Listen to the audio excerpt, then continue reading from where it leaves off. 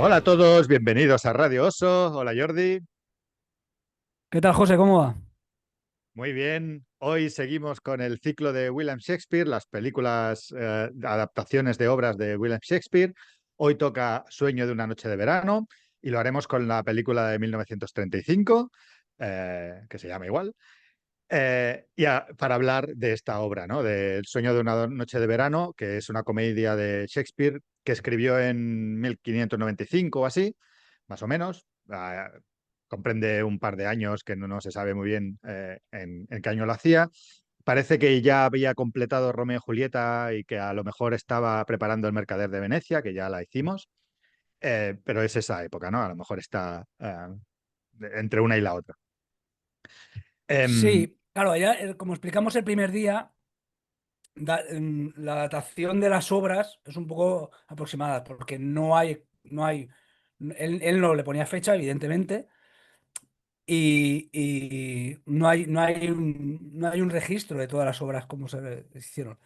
En Y este desde el caso sí que primer hay un folio, que registro. es la... Se registró en 1600, pero bueno, estaba hablando de cuando se escribió, ¿no? Que fueron unos años antes. En esta se inscribió en el registro de Stationers Company en 1600 y luego sí que apareció, como tú decías, en el First Folio en Ya, 1623. pero cuando se registra, o sea, se sabe que es antes de 1600, se sabe. Como ya explicamos, es muy difícil de datar, porque ellos cogían obras, las volvían a hacer. Por ejemplo, una obra que se había hecho hacía 10 años, por alguna razón, o bien porque se había puesto de moda, o porque lo pedía un noble. Por ejemplo, esta obra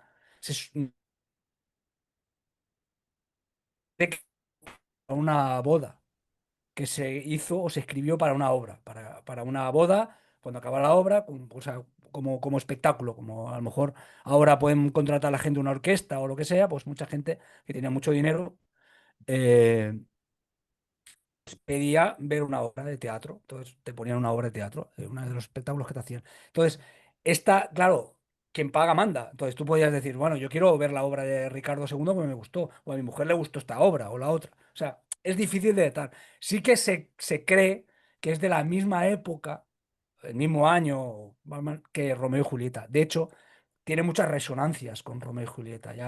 Ya iremos describiéndola. De hecho, de alguna forma se pueden comparar como si fueran espejos. O sea, eh, el carácter de la obra es completamente distinto porque Shakespeare se cree, o uno de los estudios que se ha hecho, es que esta obra es, como dijéramos, el perfeccionamiento de Romeo y Julieta. Y me explico.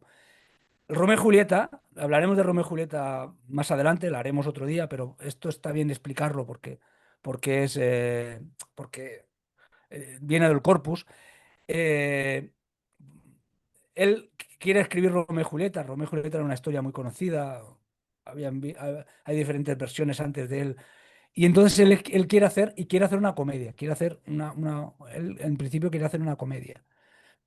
El problema es que él cuando empieza a hacer la obra se da cuenta que los personajes tienen tal gravedad y él poco a poco se va dando cuenta que los dos personajes, Romeo y Julieta, van cada vez adquiriendo más peso. Ese peso, como hemos dicho algunas veces, ya hemos explicado, es el enemigo de la comedia. Porque cuando explicamos en el Mercader de Venecia, uno cuando tiene un personaje como Shylock, que tiene tanta personalidad y tienes que explicarla de forma tan detallada, hace que la levedad o digamos la frivolidad, por así decirlo, que necesitas para la comedia se pierda. O sea, es muy difícil explicar diferentes factores de la personalidad de un personaje y aún así hacer una comedia. Y más una comedia bufa, como ya veremos que es esta misma el sueño, ¿no? Entonces él poco a poco se va dando cuenta que Romeo y Julieta tiene que ser un drama. Y al final es un drama, es una tragedia. De hecho, el título completo es La tragedia de Romeo y Julieta. ¿Qué pasa? Que él sigue teniendo esta idea. Y él sigue barruntando que dentro de esta obra sí que hay un potencial cómico que resulta interesante. Y es cuando él llega al sueño de la noche de verano y es cuando él construye esta comedia que podríamos decir que es una comedia total, porque él,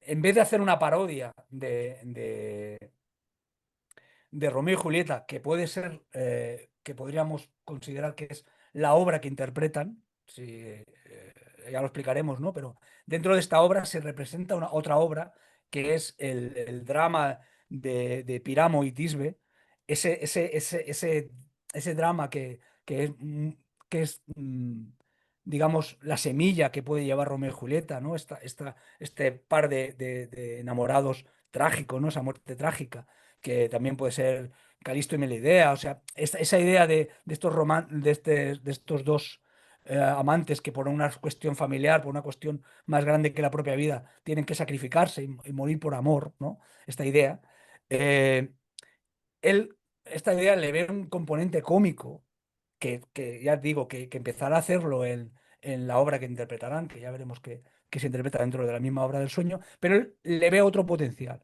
Y entonces él trabajando, que esto es una de las mejores cosas que hace él, trabajando el texto, él se dando cuenta que esta obra tiene mucho potencial. De forma que podríamos llegar a decir que Sueño en una noche de verano es la revisión de Romeo y Julieta. Lo que hace normalmente Shakespeare con otras obras, que él coge una obra que él ha visto o que él ha leído y la coge y le dice, la idea no es original, pero le da otro toque y le da de profundidad, o sea, hace que crezca de alguna manera. Él hace exactamente lo mismo, pero esta vez lo hace con una obra que es propiamente suya, ¿no? Él le da otro halo y cambia completamente y habla de otra cosa completamente distinta, porque no se contenta con hacer una sátira, él la hará pequeña y ya veremos que sobre todo en el último acto veremos cómo hace esa versión cómica en este caso, de Priamo y Tisbe, pero podría ser perfectamente de cualquier obra dramática, romántica, por así decirlo, de romanticismo trágico, y él le da más ínfulas. Él modifica los diálogos de los personajes, ya veremos, que tienen una especial poesía y también otra cosa de las que hace, que ya lo detallaremos más, es dotarle de una visión muy propia. Porque él coge y mete mucha parte de su propia vida, no tanto biográfica, sino de lo que él le había rodeado. O sea, esta obra es una de las pocas obras que tiene que se pueden considerar originales, en el sentido de que no están basadas directamente en nada ni en una obra anterior, ni en un texto anterior, sino que es algo que él se inventa, pero de alguna manera no se inventa porque el esqueleto ya lo tiene. El esqueleto tiene y sobre todo lo que él pretende de la obra, que es básicamente hablar del amor y de los diferentes tipos de amor, él lo que hace es hablar de todo el amor en un sentido más global y va cogiendo parejas y va diciendo, mira, este es el amor juvenil, este es el amor más maduro, este es el amor celoso, este es el amor, y él va como tejiendo una especie de tapiz, ¿no? De los que se puede ver los diferentes amores. Y esto es lo que hace la obra, pero que está directamente relacionado con Romeo y Julieta. Sí, es lo que tú dices, ¿no? No se basa en ninguna obra anterior, pero sí que coge retales de aquí y de allí, ¿no? De la Metamorfosis de Ovidio, del cuento del caballero de Chaucer, de los pájaros de Aristófanes también, y eso, que coge personajes mitológicos también que son conocidos en estas obras, ¿no? Sí, Em, claro, pero claro, él lo coge, pero tiene que traicionarlo de alguna manera porque no le puede. Esto ya lo explicamos anteriormente.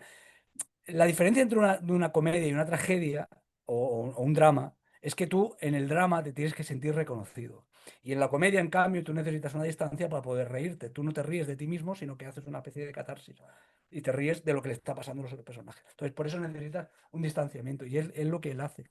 Por eso los personajes sí que están muy bien explicados, pero no, ya veremos que no tienen ese nivel de detalle, por ejemplo, que podía tener con Sherlock. O sea, tú en ningún momento sientes pena por Bottom o Santajo, porque ya hablaremos de las traducciones de los nombres. Tú, cuando Bottom se transforma en asno, tú no sientes pena. Tú no estás diciendo, ostras, qué pena, que dura la vida de ser asno. Pues vale, o ni cuando eh, Hermia pierde su amor por eso, podía haber sido un drama auténtico, ¿no? Que de repente, que de repente Lisandro deje de amar a Hermia y se enamore de Elena, eso podría ser un drama. O sea, el amor de tu vida de repente y no tiene ese lado dramático, sino que se ve como una broma, como un sueño, como una... O sea, la idea de Shakespeare es que todo sea muy volátil, ¿no? Que incluso todo el concepto, ¿no? El concepto de sueño, de todo esto es una fantasía, es una cosa que no deja de reiterarse y que es un acierto, yo creo, de la película. Tiene ese tono también, tiene ese tono de fábula, no en ningún momento pretende ser realista, sino que tiene ese tono de fábula, de ensoñación, nunca mejor dicho, que hace que no padezcas por los personajes. Bueno, sabemos que esta obra, como todas las de Shakespeare, ha tenido mucha influencia posterior, ¿no? Y veremos en esta película que Mendelssohn compuso una obertura de concierto basándose en esta obra, ¿no? Que luego utilizará esta película que vamos a ver. Y que, por ejemplo, la marcha nupcial de esta obra de Mendelssohn es la que se utiliza para casarse actualmente, ¿no? Se usa mucho. Y más Sí, de hecho, adelante, en la película suena. claro, es que toda la banda sonora de la película, esta que hemos elegido, es la de Mendelssohn y queda perfecta, ¿no? Para esta obra. Más adelante, Karl Off también hizo otra versión, porque como Mendelssohn era judío, los nazis dijeron que tenía que hacer una música que no fuera judía para esta obra, ¿no? Y entonces, por eso Karl Orff hizo o sea, esta obra al llamado nazi.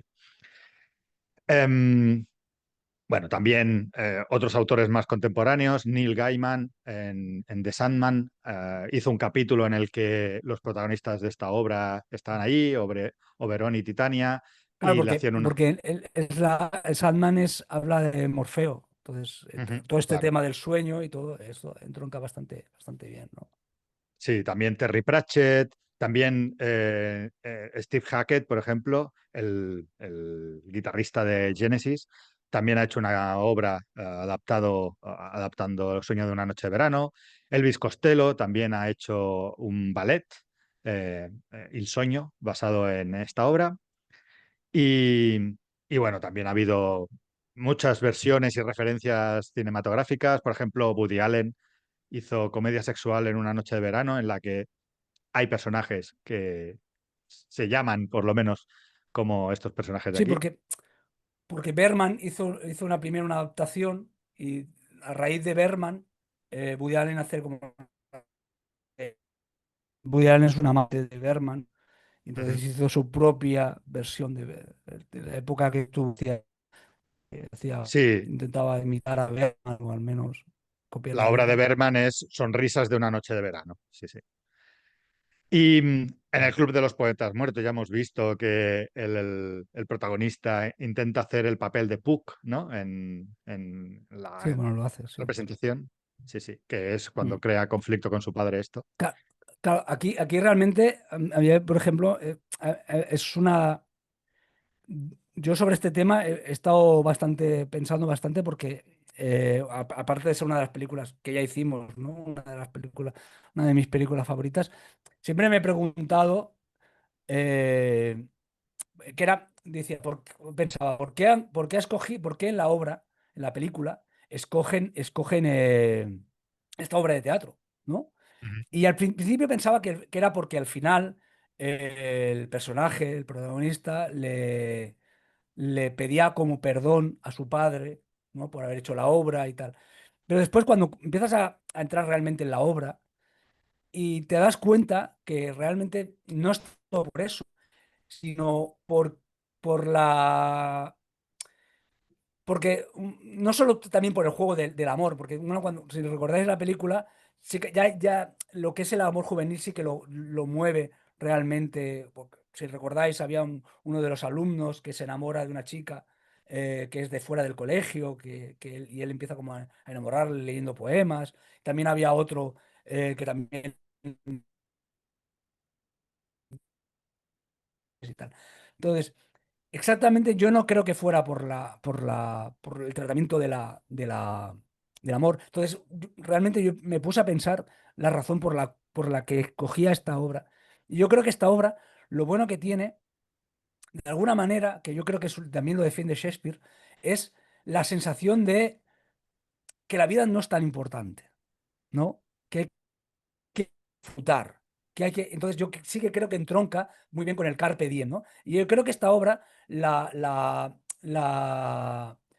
la idea que está todo el rato como en el aire, es esa idea que defiende Puck, que defienden la vida es un juego. Estamos aquí, tú intentas las cosas, no te salen, te pueden salir, pero que hay que perdonar, y que todo es como, bueno, no pasa nada, ¿no? En realidad no hay nada grave, no hay nada que no cambie la vida. Y esa ligereza yo creo que sí que entronca bastante bien con el concepto de Carpe Diem, con el concepto de- del Club de los Poetas Muertos, ¿no? Y yo creo que esta obra, cuando tú la ves, y sobre todo la adaptación que hemos escogido, esta adaptación, porque hay una adaptación de después, pero yo creo que no coge bien el aire, porque de alguna manera es demasiado respetuosa con Shakespeare y no indaga realmente en el mensaje que yo creo que al menos que quiere generar Shakespeare, que para mí la idea es esa, ¿no? La idea de la obra es, el amor es muy bonito, pero tampoco pasa nada. O sea, esto es un juego, esto no deja de ser un sueño, todo, la vida es sueño, ¿no? Es un poco la idea también de Calderón, ¿no? Esa idea vamos a dejarnos de las cosas graves, todo, sino que vamos a vivir la vida como lo que es, ¿no? Es un juego de niños, una fábula, ¿no? Y esta idea está muy bien porque es una idea que le da la grandeza de Shakespeare, es esa, ¿no? Que te coge una obra como esta y te convierte todo en liviano y después te viene con Macbeth o te viene con Otelo o te viene con Hamlet, ¿no? La duda. Estamos hablando de que esta obra muy posiblemente es una obra juvenil, ¿no? Es una obra para personas que están a punto de casarse, ¿no? Que empiezan la vida, una juventud y de repente la entroncas o choca directamente con una obra como Hamlet, que es la duda, ¿no? La gravitas, ¿no? Que ya, bueno, ya desarrollaremos Hamlet, ¿no?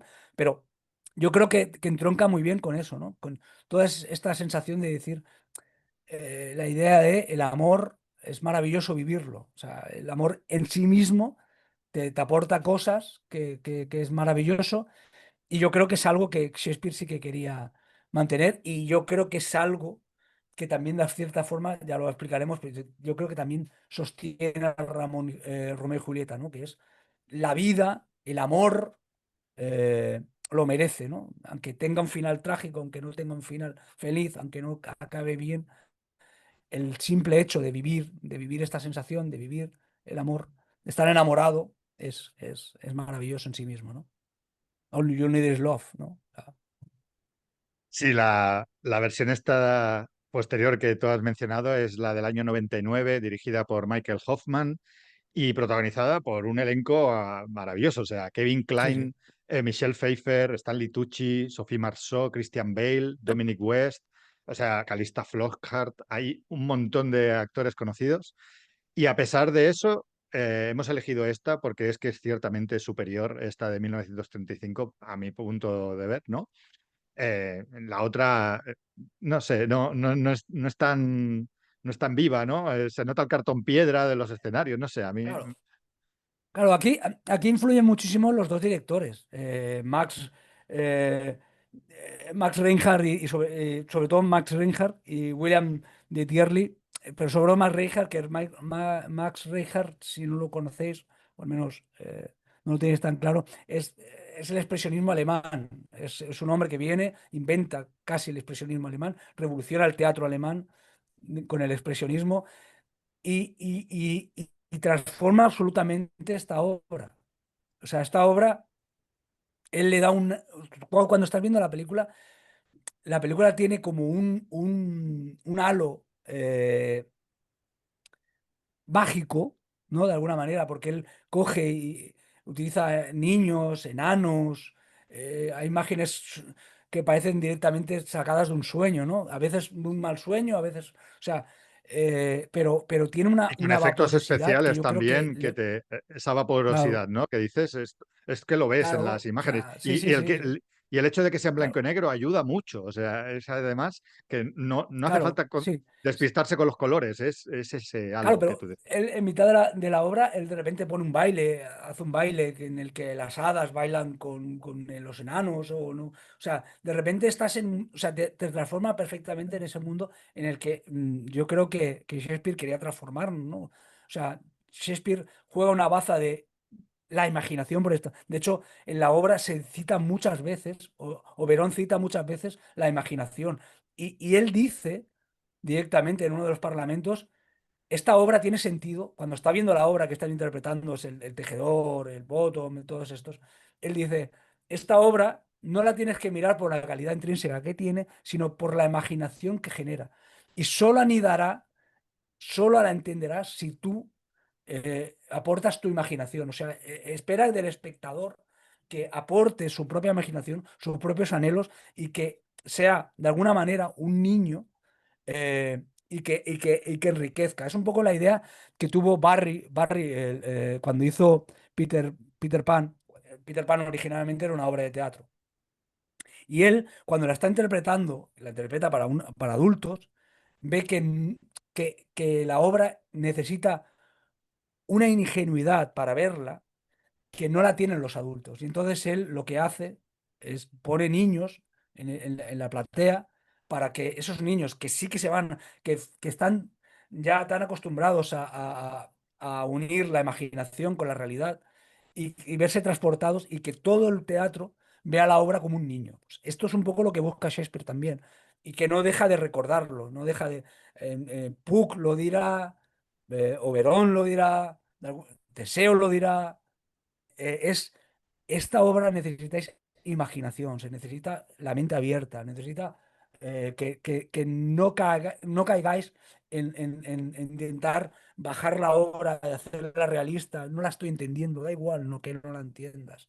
Esta obra que se entiende perfectamente, en ese sentido no te pierdes en ningún momento, pero me refiero a que necesitas una imaginación que demanda la propia obra y demanda la película.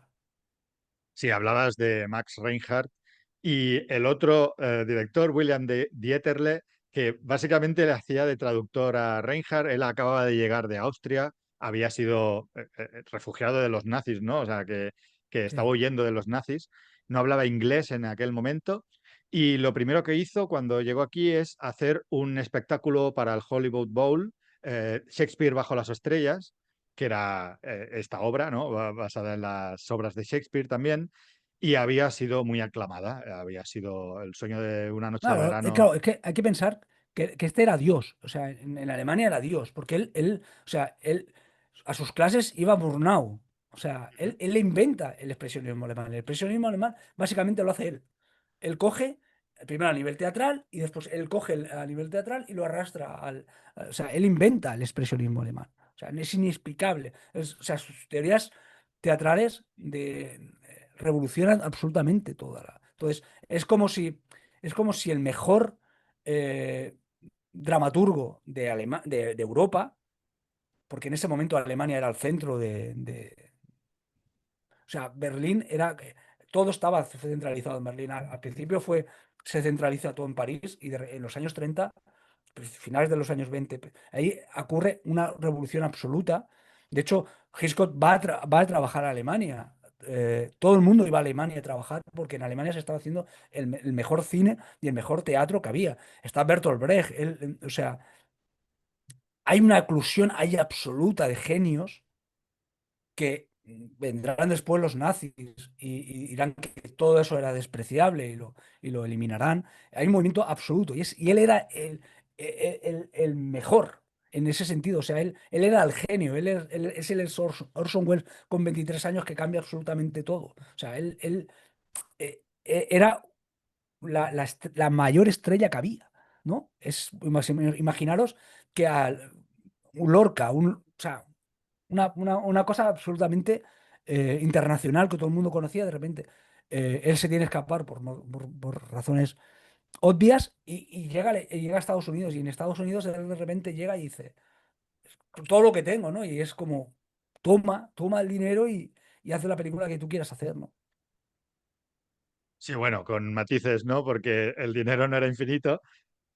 Él, por ejemplo, cuando quería hacer la adaptación cinematográfica, pidió un plantel de actores y para que os hagáis una idea, ¿eh? Él decía, vale, como Nick Bottom, el del burro, quiero a Charles Chaplin. El flautista tiene que ser W.C. Fields. Gary Cooper, que sea Lisandro. Fred Astaire, que sea Puck. John Barrymore, Oberón. Walter Huston, Teseo. Y Clark Gable como Demetrio. Joan Crawford como Hermia. O sea, Greta Garbo como Titania. Wallace Beery, que ya lo hemos visto, Claro, como pero Snack.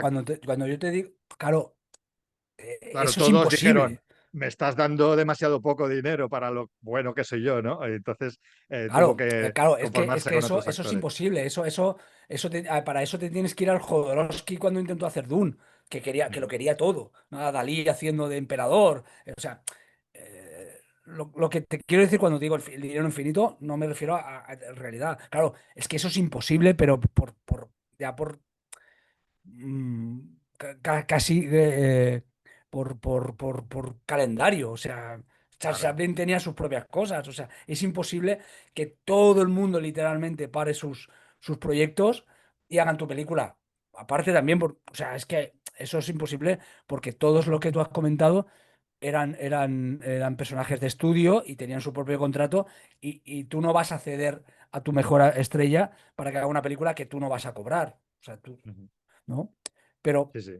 me refiero a él le deje, o sea, esta película solo se puede hacer si no tienes un productor detrás diciendo que te diga, esto no lo puedes a poder hacer, lo otro tampoco. ¿Cómo que esto? ¿Cómo que lo otro? No, o sea, hay que pensar que en una película, por ejemplo, eh, eh, el, el- el- eh, el Mago de Oz tuvo 5 directores. Y el nivel de creatividad es muy parecido a esta. O sea, tú ves El Mago de Oz y ves esta y tiene muchísima resonancia. Y tuvo Sí. 5 directores. O sea, o sea, el corte final lo tuvo él. O sea, tú ves esta película y esta película en ningún momento piensas, es una película de estudios. De repente es una película que puede hacer casi todo. Se puede hacer casi todo, ¿no? Es una locura de película a Sí, nivel sí. creativo y a nivel de imaginación y a nivel. Claro, él viene de Alemania en el que él es Dios. Allí es Dios. O sea, allí él dice que voy a construir un decorado de 1000 metros y le dicen, vale, pues te lo construyo, no hay ningún problema. ¿Cuántos quieres? 2000. 2000, claro. Llegas a Estados Unidos, que Estados Unidos en ese nivel de producción lo tenía, pero aún faltan unos años para que ese nivel de producción se pueda hacer, a no ser que sea Cecil B. DeMille, ¿no? Que ese sí que tenía la capacidad como para hacer ese nivel de Pero obras. aún así, para que os deis cuenta de que sí que era una producción grande, se utilizaron 67 toneladas de árboles, 1.500 libras de caucho y 600.000 yardas de celofán y 650.000 velas. O sea, que sí, que era enorme la producción y Claro, los actores claro, también son muy buenos. O sea, por ejemplo, de la Hollywood Bowl esa que había hecho, Olivia de Havilland, que aquí es su primera interpretación, también actuaba allí, y Mickey Rooney también. Y el resto de actores ya iremos hablando, pero que son de calidad también. claro, claro. Vale. No, claro, es que pensar es eso, que Max Regen es que es Dios, allí es Dios. O sea, es el mayor, o sea, inventó un género. O sea, una persona que de repente inventa un género y Ujú. una forma de rodar. Y cambia el teatro, absolutamente. O sea, el teatro hay un teatro antes y después de Max Reinhardt, que no se llama Max Sí, Reinhardt, tenía otro nombre. Pero bueno, tenía esta película se entendía como una película de prestigio, ¿no? Eso de que yo tengo que tener en mi productora una película de este tipo, aunque luego económicamente a lo mejor no sea muy rentable, ¿no? Al principio, por ejemplo, no fue un éxito. Hubo muchas cancelaciones. En aquella época los cines podían retirar películas, es decir, normalmente se cancelaban entre 20 y 50. Esta vez hubo 3.000 cancelaciones casi de cines que no querían exhibir la película al final, porque al principio las críticas fueron muy tibias, ¿no?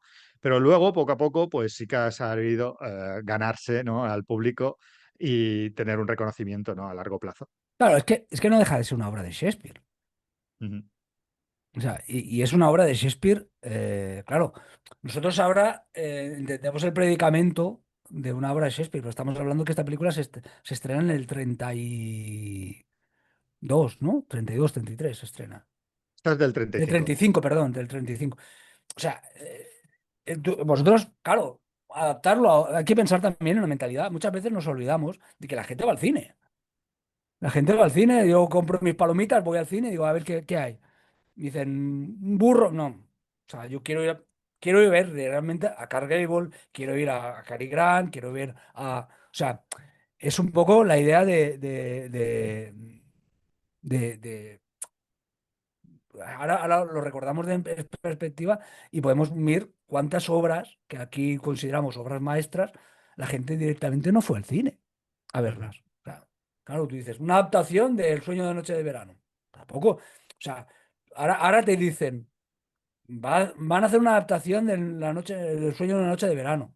Tampoco es que se llenen los cines, ¿sabes? No son los Vengadores, ¿no? ujú. Entonces, también hay que poner en esto, claro, bueno, ahora está muy bien, pero tú no lo has visto. O sea, no es que lo petaran, claro, las películas tenían el éxito que tenían. Y realmente es muy buena obra, pero claro, no tiene un cartel que tú digas, voy a ir seguro. De hecho, sí que tuvo reconocimiento en el sentido de que fue nominada a Mejor Película de los Oscars, Sí, fue pero nominada también a Mejor Ayudante de Dirección y ganó 2 Oscars a Mejor Fotografía y a Mejor Montaje. O sea que... sí, pero que los Oscars no era como, no es como ahora. O sea, los Ujú, Oscars o sea, no tenía los Oscars primero que se hacen después. ¿No? O ujú, sea, tú vas a sacar la. Pero, o sea, quiero decir, no tenía. Estamos hablando de una época en la que no tiene este predicamento esta obra y los Oscars tampoco eran signo de nada. O sea, es un premio que tampoco. No, se le está dando una importancia a los Oscars, o sea, tienen que pasar muchos años antes que los Oscars sean es un premio que hasta este punto se da, pero tampoco es una cosa que la gente valore por encima de nada, ¿no? Es una obra, bueno, ujú. quiero decir, no es una película que yo creo que nadie pensó, voy a reventarlo con esta película. Es una obra que busca hacer una obra de arte, en el sentido más estricto de la palabra. Y es lo que es. Es una película pensada para ser la mejor adaptación del Sueño de una Noche de Verano y es la mejor adaptación que muy posiblemente podamos ver en cine del Sueño de una Noche de Verano, Ujú. que en sí misma es una gran comedia y es muy divertida, ¿no? Pues no sé si te parece que vayamos ya a pasar a analizar escena a escena o tienes algo No, ya, ya, que añadir, ¿no? Pues no. empezamos de forma muy teatral, igual que coges el libreto de las obras de Shakespeare y lo primero que te ponen es la lista de los personajes. Aquí también te presentan los personajes y es una cosa que normalmente yo me salto, porque digo, ya me los introducirás durante la obra, eso me pasa siempre que leo teatro. Y a mí, un problema que tengo personalmente con Sueño de una noche de verano, que he tenido hasta ahora, digamos, que me lo he tomado más sesudamente, ¿no? El problema que tenía yo con esta obra es que hay personajes que no sé quiénes son respecto a quién, hay mucho jaleo, y aquí situarte un poco con los personajes es útil, ¿no? Entonces, bueno, lo que vemos es un cartelito con un anuncio colgado en la pared que dice: Teseo, nuestro noble y valiente duque, que ahora regresa tras haber derrotado al ejército de las Amazonas, a la vez que saluda a sus súbditos leales, les anuncia la feliz noticia de sus bodas, antes de que muera esta luna con Hipólita, reina de las Amazonas. Bodas que se celebrarán con pompa, con triunfo y con festejos. Preparemos máscaras y funciones para el día nupcial. Los actores que sean elegidos para actuar en las bodas del duque recibirán una pensión del tesoro ducal de 6 peniques diarios para cada uno durante el resto de su vida. Que cada ciudadano de Atenas dé a nuestro noble señor la bienvenida que se merece. Vale, entonces vamos a ir señalando los personajes, ¿no? Aquí tenemos a Teseo, que es un héroe de la mitología griega, que es famoso por haber matado al Minotauro, ese ser mitad hombre, mitad toro, ¿no? Que es el que unifica a Atenas, Ática, bajo el dominio de los atenienses, ¿no? Y como rey unificador, pues se le construye la fortaleza esta de Acrópolis, ¿no? Y entonces Plutarco hace la vida de Teseo, escribe la vida de Teseo y hace los relatos de estas aventuras, ¿no? Cómo mata al Minotauro, cómo se fuga, cómo se enamora de Ariadna al principio, la reina de Minos, de este Minotauro que tiene encerrado, ¿no? Y luego Teseo abandona a Ariadna, esta reina, que abandona a su padre y todo, y, y se va, y se va al país de las Amazonas, donde allí, sea que se enamora o que se rapta a la reina de las Amazonas, a Hipólita, y se la lleva a Atenas. Y es en este momento cuando empieza esta obra, ¿vale? Claro, pero Es hay que tener claro que Teseo abandonará a Hipólita al año siguiente y se casa con otra. exacto, O sea, exacto. eh, Y además el... que no es un amor no, no, no, no, no, hollywoodiense, digamos, no, no, ¿no? no. No, Que se quieren los y todo dos. esto, No, o no. sea, o sea, Shakespeare sabe que todo el mundo sabe esto. O Mm. sea, él no juega o sea, en todo momento, de hecho, Oberón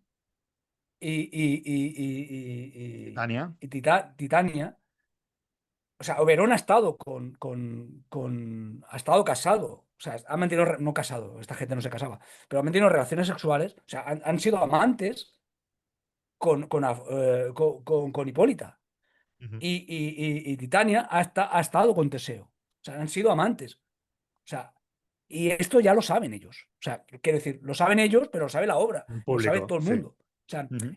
juega con esta baza. Entonces, o sea, aquí es muy importante lo que pretende Shakespeare. Shakespeare siempre juega a favor de obra, en el sentido de decir, él sabe que todo, o sea, él nunca juega, nunca coge algo que nadie conozca. Él no, porque no quiere perder el tiempo Explicando cosas, ¿no? explicando la obra. Él no explica la obra. Y cuando quiere que la explique la obra, te sale un tío y te explica la obra. O sea, era muy común que saliera un tío y te dice, mira, estamos aquí, y hacemos esto, y vamos a hacer esto, y te explica toda la obra. ¿Para qué? Para que no te pierdas. O sea, él no quiere eso. Entonces, él coge a Teseo, no tanto. O sea, él coge a Teseo porque lo que pretende es dar una imagen del amor. O sea, Teseo es un tipo, o sea, no es un buen tío. No. ¿No? O sea, ni desde el punto de vista del siglo XVI, ni desde el punto de vista del siglo XXI. O sea, es un mito. Y es un mito que depende de quién leas, hace una. Porque, por ejemplo, Hipólita tiene como tres nombres. Ujú. Se le considera Hipólita, pero según quién lea. Porque, claro, esto no deja de ser. Esto no deja de Antíope ser. también se le llama, ¿no? Claro, o sea, tiene varios nombres porque no deja de ser una historia que explica a todo el mundo. O sea, todas estas historias. Todas las historias griegas son historias explicadas de a viva voz. Entonces, depende de quién lo explique. Minos es bueno, o Minos era malo, o Minotauro era bueno, o Teseo era bueno, o era malo, o depende, claro, depende de quién te lo explique o que lo que te quiere explicar. Claro, si tú dices que ha fundado Atenas, es bueno para los griegos, porque ha fundado un país, una de esto, pero de repente te lo explican los romanos y ya no es tan bueno, porque, bueno, fundó un país, pues a mí me da igual. Tampoco quiero que sea tan bueno, porque yo lo que quiero es explicar mi propia historia. Entonces, cada uno explica. Y todo esto lo sabe Shakespeare. Shakespeare juega con esta baza. Entonces, aquí o sea, la elección de Teseo e Hipólita es porque han tenido rollos anteriormente. Y ya o sea, se supone que se van a casar unos personajes que de alguna manera, él lo que quiere representar aquí es que ambos gente con, con que han vivido, o sea, intenta personificar el amor maduro, pero el amor maduro no en el sentido de mayores, sino en el sentido de sé de qué va el mundo, sé qué ha pasado y aún así vamos a hacer el amor, vamos a ser el amor, vamos a casarnos, que es algo muy parecido a lo que hará Oberón y Titania. Más o menos es lo mismo, pero Oberón y Titania son dioses y saben lo voluble que es el mundo. O sea, cuando Teseo e Hipólita lo que hacen es decir, vamos a casarnos, de alguna manera creen que con el matrimonio, son mortales y los mortales aún creemos que el amor dura. Y si nos casamos, el mundo va a durar, el amor va a durar más. Obedón y Titania saben que no, saben que todo es un juego, que todo es un cachondeo. Y la obra lo que se supone que hace la obra es, Oberón está celoso de Titania porque Titania ha acogido a un niño. Y él, Oberón, quiere ese niño, pero quiere ese niño para quitárselo a Titania. No quiere que esté con este niño, que este niño es un rey, es un hijo de un rey indio. Y entonces lo que quiere Oberón es demostrarle que el amor, que eso que siente por el niño es voluble y que se lo puede dar porque no pasa nada. Y lo que hace Oberón es decirle a su sirviente, a Puck, vamos a hacer un juego, vamos a demostrar que el amor es voluble y que no pasa nada y que cambia y que va cambiando. Y él lo dice, no vamos a hacerlo no solo con Titania, porque yo sé que Titania está enamorado de un griego. Quiero que tú cojas a ese griego y le hagas un juego y que pierda el amor. ¿Qué pasa? Que Puck es en sí mismo un cachondo mental. Entonces, Puck dice, yo voy a jugar, yo vengo aquí a jugar, yo no... Y lo que hace es, me da igual un griego y le empieza a dar, teóricamente, le va dando, le pone los polvos en los ojos a otros personajes. No hace falta que destripes toda la obra al principio, ¿eh? Ya lo No, no, iremos no, viendo poco a poco. pero no la estoy destripando en realidad. Estoy explicando un poco la obra. Porque lo que quiero decir es que estos personajes, estoy haciendo un poco lo que hace él, de decir, ¿qué son los personajes? Entonces, cuando se va desarrollando la obra, veremos que él lo que realmente hace, o sea, Puck, la voluntad que él tiene es de ser un gracioso. Entonces, él va cambiando, va cambiando las parejas de forma que lo que la obra, el vehículo de la obra, básicamente es que Puck no hace caso a su jefe, a Oberón, y le va dando la. Él va soltando los polvos de Cupido, ¿no? El polvo que destilan de las flechas de Cupido y se las dan dando en los ojos a diferentes personajes para que estos se enamoren de ¿verdad? Que cuando abro los ojos, ¿no? ¿Qué está haciendo Puck? O sea, Puck es una especie como de diablillo juguetón que no hace caso ni a lo que quiere Oberón, ni evidentemente la idea ni respeta lo que quieren los diferentes personajes, o sea, las dos parejas de atenienses que hay, ¿no? Entonces, la idea de la obra, por eso decía que en realidad, cuando todos los personajes, el público los conoce y sabe que Teseo, cuando casa a Teseo con Hipólita, todo el público sabe que esa boda no tiene mucho sentido, porque sabe que de aquí a un año se van a divorciar, porque son seres, de alguna manera, mitológicos y la mitología se conoce. Entonces ellos saben que, de hecho, lo que muchas veces se entiende es que Hipólita se casa de forma obligada, Sí, la no cara quiere de casarse. la novia es un cuadro. O sea, en esta película es Claro, como, claro, estoy porque, aquí, pero claro, porque, si puedo te mato, ¿sabes? claro, la idea es, en la Edad Media muchas veces se hacían matrimonios forzados para unir casas. Entonces, el conquistador mataba al rey y se casaba con la reina para decir, ahora ya formas parte Las de mi. amazonas son de Atenas y ya está. Ya está. ¿Pues cómo lo hago? Pues si tu reina, yo me caso con tu reina, soy tu rey. A partir de ahora te mando. Ujú. Y si no te dejas, pues te violo y hago lo que sea. O sea, es. la mujer se ve sometida. Y esta es un poco la idea que sostiene Shakespeare. ¿Qué es lo que pasa? Que todo esto, él le quita presión, lo vuelve todo divertido y ya veremos que es una obra muy divertida, pero Ujú, que de alguna manera él realmente, o sea, cuando hablamos de la grandeza de Shakespeare, la grandeza de Shakespeare aquí, ¿cuál es? Es que él consigue que los personajes no pierdan personalidad, sigan manteniendo una idea. De hecho, si podéis, aquí en la película se ven, pero en la obra, leyendo la obra, te das cuenta el nivel de las conversaciones que tienen Oberón con Titania, Teseo con Hipólita. Son conversaciones en las que Shakespeare, sobre todo en estas conversaciones, hace que los personajes que tienen un pasado vehiculen ese pasado y hace que digan cosas realmente muy sesudas.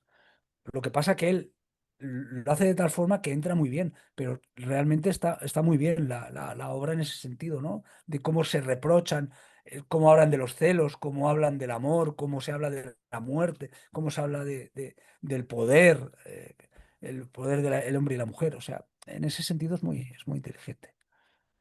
vale. Un comentario antes de seguir. En la película, la gente no va vestida como en la época griega del mito, en Atenas y tal. En la No. época de Shakespeare tampoco. En la película van, eso, pues de la época de Shakespeare, no van de 1935, sino que van como si estuvieran ambientados igual que en la obra de teatro, ¿no? Como se representaría en la Sí. época de Shakespeare. Sí, claro, porque es que en realidad ya Shakespeare dotarlo es complicado, porque si bien los atenienses tenían que ser de la época de los atenienses, eh, los personajes no se sabe muy bien de dónde son, porque se supone que son ambientados en la Inglaterra, ¿no? Porque eh, las referencias que dicen, Puck, o sea, todas estas referencias son más del folclore, por ejemplo, de Chever, o sea, de Chaucer, o sea, son referencias más medievales. O sea, que él tampoco hay data de una forma exacta. O sea, hay una especie como de viaje en el tiempo en el que hay personajes de una época, otros de otra, y él los hace convivir en, como de buque en el que, ¿no? Sí, sí.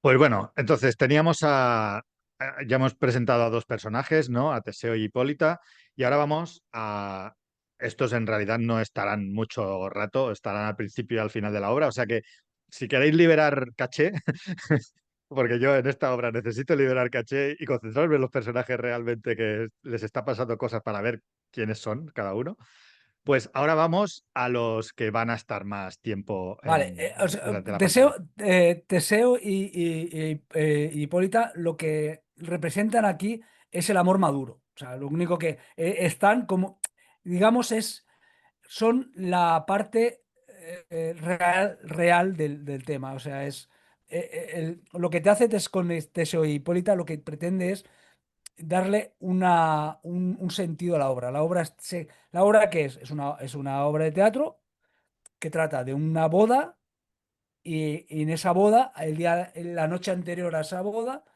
van un montón de gente a un sitio, que es el bosque. Y en ese Ujú. bosque pasan cosas. Y Vale. paralelamente, en esa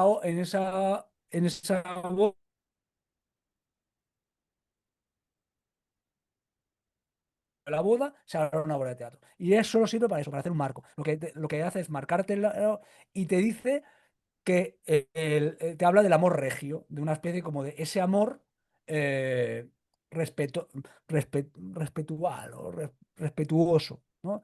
Honesto, por así decirlo, ¿no? Ese amor, que el matrimonio hará que tenga sentido, ¿no? Bueno, pues eso, ahora vemos a gente de ahí del público de esta obra, o sea, de esta boda, o sea, Teseo y Hipólita anuncian, me voy a casar con Hipólita, ¿no?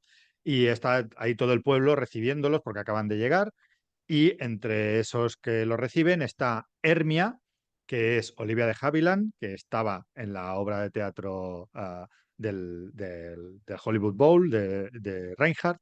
Entonces, ella no tenía que haber sido la actriz que hiciera de Hermia, tenía que haber sido Gloria Stewart, que es la anciana esta que sale en Titanic, la Rose de Titanic, a la versión mayor, ¿no? Pues esa actriz era la que tenía que haber hecho de Hermia, pero como estaba enferma, pues cogieron a la que había hecho la obra de teatro, ¿no? Es el debut de Olivia de Havilland en el cine y bueno, luego ya la hemos visto en muchas otras películas, ¿no? En El Capitán Blood, en Robin Hood, bueno, ganó Oscars a Mejor Actriz por La vida íntima de Julia Norris y La heredera, y también, bueno, en Lo que el viento se llevó, ¿no? Que ya la haremos, ganó un Oscar en el 39, así que también la haremos en el ciclo ah, hermano, ¿no? De películas ganadoras de un Oscar y es hermana de Joan Fontaine. Y tenían un pique, ¿no? Entre quién era mejor actriz entre ellas, que si saliendo en películas de Hitchcock, Joan Fontaine hacía Rebecca, la sospecha de Hitchcock, etcétera, ¿no? Entonces, bueno, pues eso. Sí, eran hermanas, pero no se caían bien, ¿no? No se caían muy bien, ¿no? Había una rivalidad por lo menos. Entonces, esta muchacha es Hermia, que está enamorada de Lisandro, que es uno que está ahí en el desfile, y está Olivia de Havilland, Hermia, diciendo, Lisandro, Lisandro, ¿no? Se nota que están enamorados, son pareja, digamos. Lisandro y Hermia son pareja. Que Lisandro lo hace Dick Powell, que lo hemos visto antes en otras obras candidatas a premios Oscar anteriores a esta, salía en musicales, ¿no? En La calle 42, por ejemplo, en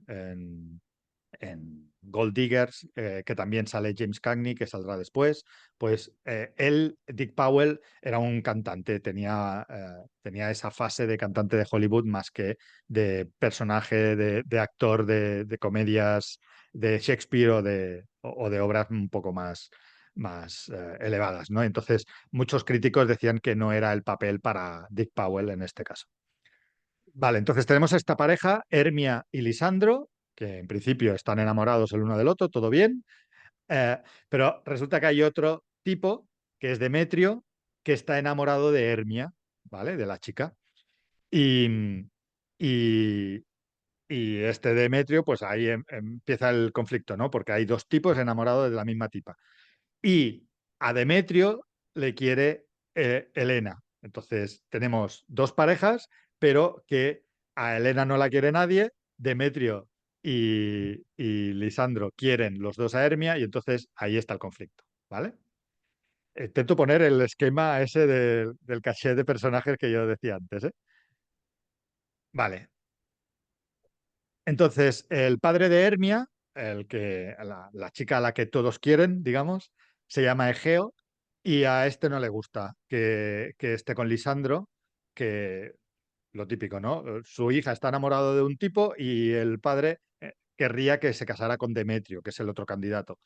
Eh, y entonces los lleva delante del jefe de Teseo para que él eh, dirija un poco, ¿no?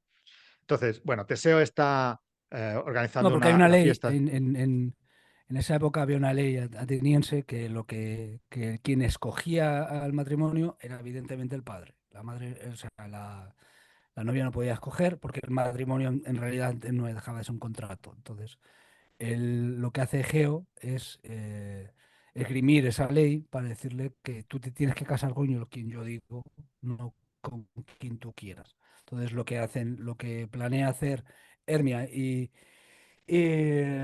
Lisandro es casarse ellos aparte en el bosque. Entonces, por eso van al bosque. Entonces, la idea que tienen es, nos amamos muchísimo, esta noche vamos a ir al bosque, vamos a casarnos y una vez estemos casados, esto no lo puede romper nadie. Y esa es la idea que tienen. De momento el padre coge a su hija por el brazo y la pone delante de Teseo y le dice, prefiero que se muera mi hija antes de que se case con Lisandro. Entonces yo quiero que se case con Demetrio.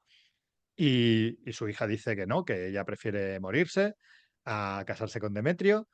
Y aquí ya empieza, ya notas el tono de comedia, ¿no? Lisandro, que es el novio que tiene éxito con la chica, es un cachondo, se recochinea de Demetrio, se ríe de él, que tú no vales nada, que yo sí que además soy rico, o sea, no sé por qué me rechaza el padre, porque yo soy rico y además su hija me quiere, yo no entiendo por qué está tan obcecado el padre con que se case con el otro. Em, y bueno, pues eso, que lo llevan delante del duque y, y dice eso, que o se casa con este o la mato. O también te puedes meter a monja, ¿no? Dice en la obra, eh, o vivir en soltería, ¿no? Siendo religiosa, ¿no? Sacerdota de, de, en las casas estas Sacerdotisa, sí. del oráculo de Delfos, ¿no? Que tampoco se podían casar en esa época, ¿no? O sea, he dicho monja, pero bueno, así que se Bueno, es que dedique a la igual, religión. es que en realidad, a ver, en realidad da igual. O sea, es que tampoco el que. El primero que nos fiel, es lo que quiero romper un poco yo aquí, es que él, esto es una comedia bufa. Lo que busca él lo que busca es que haya intercambio de parejas. O sea, él hará lo mismo que en Comedia de los Errores, mucho ruido para con pocas nueces. Él lo que busca es enredo. O sea, aquí lo que vamos a ver es vodevil. Este está enamorado de este, pero se acaba con este. O sea, él lo que busca es que haya lío. Entonces, da igual. Sabemos perfectamente de hecho, Egeo no sale más. Sale una vez más y saldrá al final. Ya está. Cuando es Teseo el que les dice, se pueden casar. O sea, lo que te está haciendo es el marco. La entrada es lo que te está creando es el marco. Te está diciendo, Ujú. mira, estos dos se enamoran. Este no lo quiere y este no lo quiere. ¿Lo ha entendido, no? Perfecto, venga, tira. Vamos al bosque, que donde el bosque se lía. Ya está. Es básicamente eso. Pues eso, el duque le dice que se tiene que casar sí o sí, y entonces es cuando, como tú dices, pues nos escapamos y nos casamos, nos vamos por ahí y nos vamos al bosque, ¿no? Mm, Y exacto. eh, eso, por la noche nos casaremos en secreto allí y ya está. Y que tengo una tía rica, le dice Lisandro, que podemos vivir allí con ella, y entonces, venga, quedamos a medianoche en el bosque. Y entonces, ahora pasamos a otro conjunto de actores, otra trama que a mí me confundía, pero que en principio podemos mantener un poco de momento aparte. Está la de estos amantes y luego está la de los actores que como se casan Teseo y Hipólita, pues, y han dicho que el que represente la obra en su boda, pues tendrá un sueldo de por vida, ¿no? Eh, bueno, el sueldazo este que durante toda tu vida ya tendrás la Del vida Nescafé, resuelta. el suelo del Nescafé, sí. Exacto. Pues eso, hay un grupo de actores que dicen, vamos a prepararnos la obra y así ser los ganadores y que nos den a nosotros el sueldo, ¿no? Y Claro. entonces, Esta obra es un homenaje que hace Shakespeare a todos los trabajadores que trabajaban para él para hacer las obras de teatro. Están los sastres, el carpintero, el que construía, o sea, todos los nombres que él le coge es un homenaje que él hace a todas las personas que trabajaban en su elenco por eso, si os fijáis, bueno, tienen nombres de oficios, son oficios. Entonces, esta parte, esta obra dentro de la obra, lo que hace es justamente lo que hemos dicho al principio, que es la sátira de la obra. O sea, él lo que pretende es hacer él, o sea, ha llegado a un nivel de perfeccionamiento dramático que él puede jugar a tres niveles. Hace un Nolan. Dice, mira, no solo voy a explicar esta historia, sino que encima por abajo voy a explicaros otra historia. Y por abajo voy a explicaros otra historia. Entonces, el alivio cómico normalmente lo suelo meter en las tramas. O sea, uno de los personajes de las tramas normalmente es un alivio cómico. Es, pues, suelen ser gente de nivel bajo que dicen tonterías y que son muy divertidos. Bien, pues esto lo voy a hacer, pero lo voy a hacer en una propia obra. pero es que también voy a tener un alivio cómico dentro de una comedia. O sea, en la comedia, que ya te vas a estar riendo, encima voy a hacer otro nivel más abajo. Voy a hacer un alivio cómico. Pero ese alivio cómico que tú crees que va a ser, en realidad es el protagonista. Porque la obra, básicamente, él lo que va a hacer es coger uno de los personajes de esa comedia que van a interpretar, le va a dar un contexto mientras preparan la obra de teatro y cuando ya la tienen preparada, ya de esa forma te presento los personajes, ese personaje que te lo voy a coger, que parece un secundario de un secundario, ese personaje va a ser el protagonista. Y va a estar, y es el que va a estar más tiempo. Y es el que va a arrastrar la obra, porque la obra básicamente la arrastra él. Y ese personaje hace que el resto de personajes que tú pensabas que eran los protagonistas van a ser también secundarios, o al menos va a ser coral. Voy a hacer una comedia coral, pero con un personaje que tú pensarías que es secundario. Porque estamos hablando de un personaje que interpreta una obra que saldrá en una boda.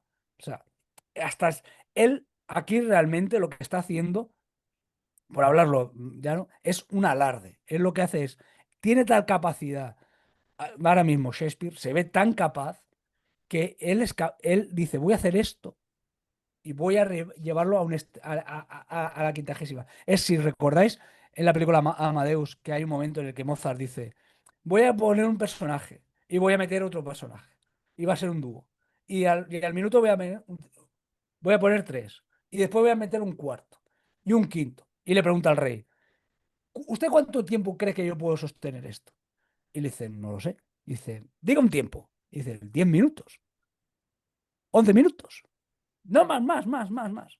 Y dice, voy a hacer esto durante 22 minutos. Pues esto es básicamente lo que hace Shakespeare. Shakespeare dice, te voy a coger y te voy a estar explicando una historia a tres niveles.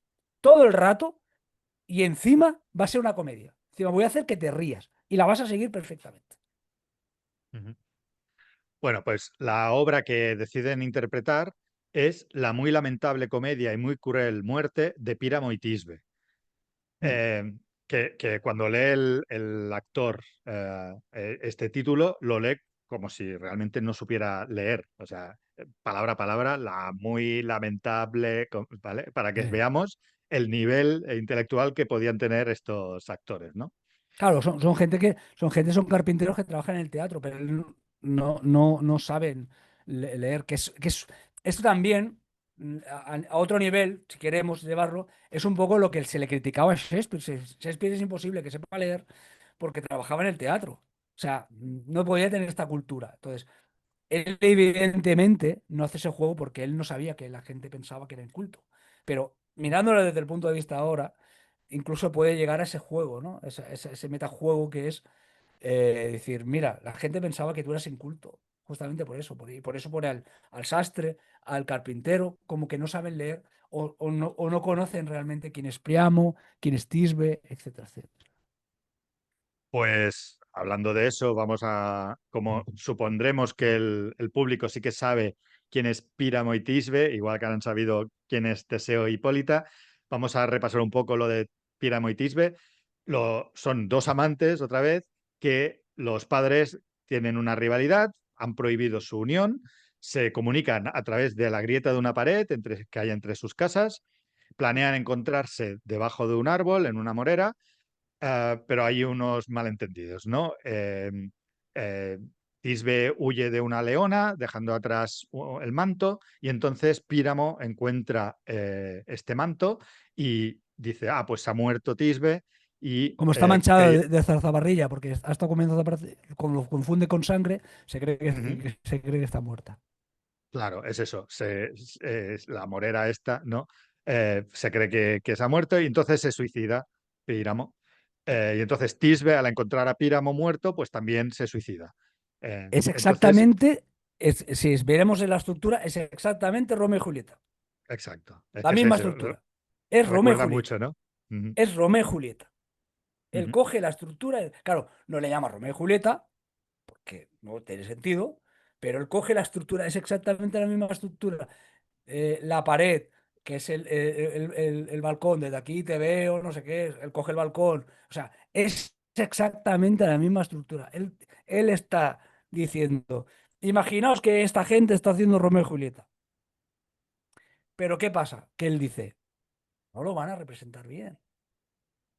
Lo van a representar mal y va a ser gracioso y lo voy a hacer que sean torpes y que no se sepan el texto y no sé qué, no sé cuánto. O sea, él coge, es el nivel de que... Y la gente lo reconoce. Claro, la gente no es tonta. La gente que va, que existe al teatro, dice, esta historia que me estás explicando, yo la conozco, la acabo de ver, porque la vi hace nada, porque la hiciste tú. O sea, yo que soy seguidor tuyo, he visto Romeo y Julieta, pero es que Romeo y Julieta me la estás explicando en plan cachondeo.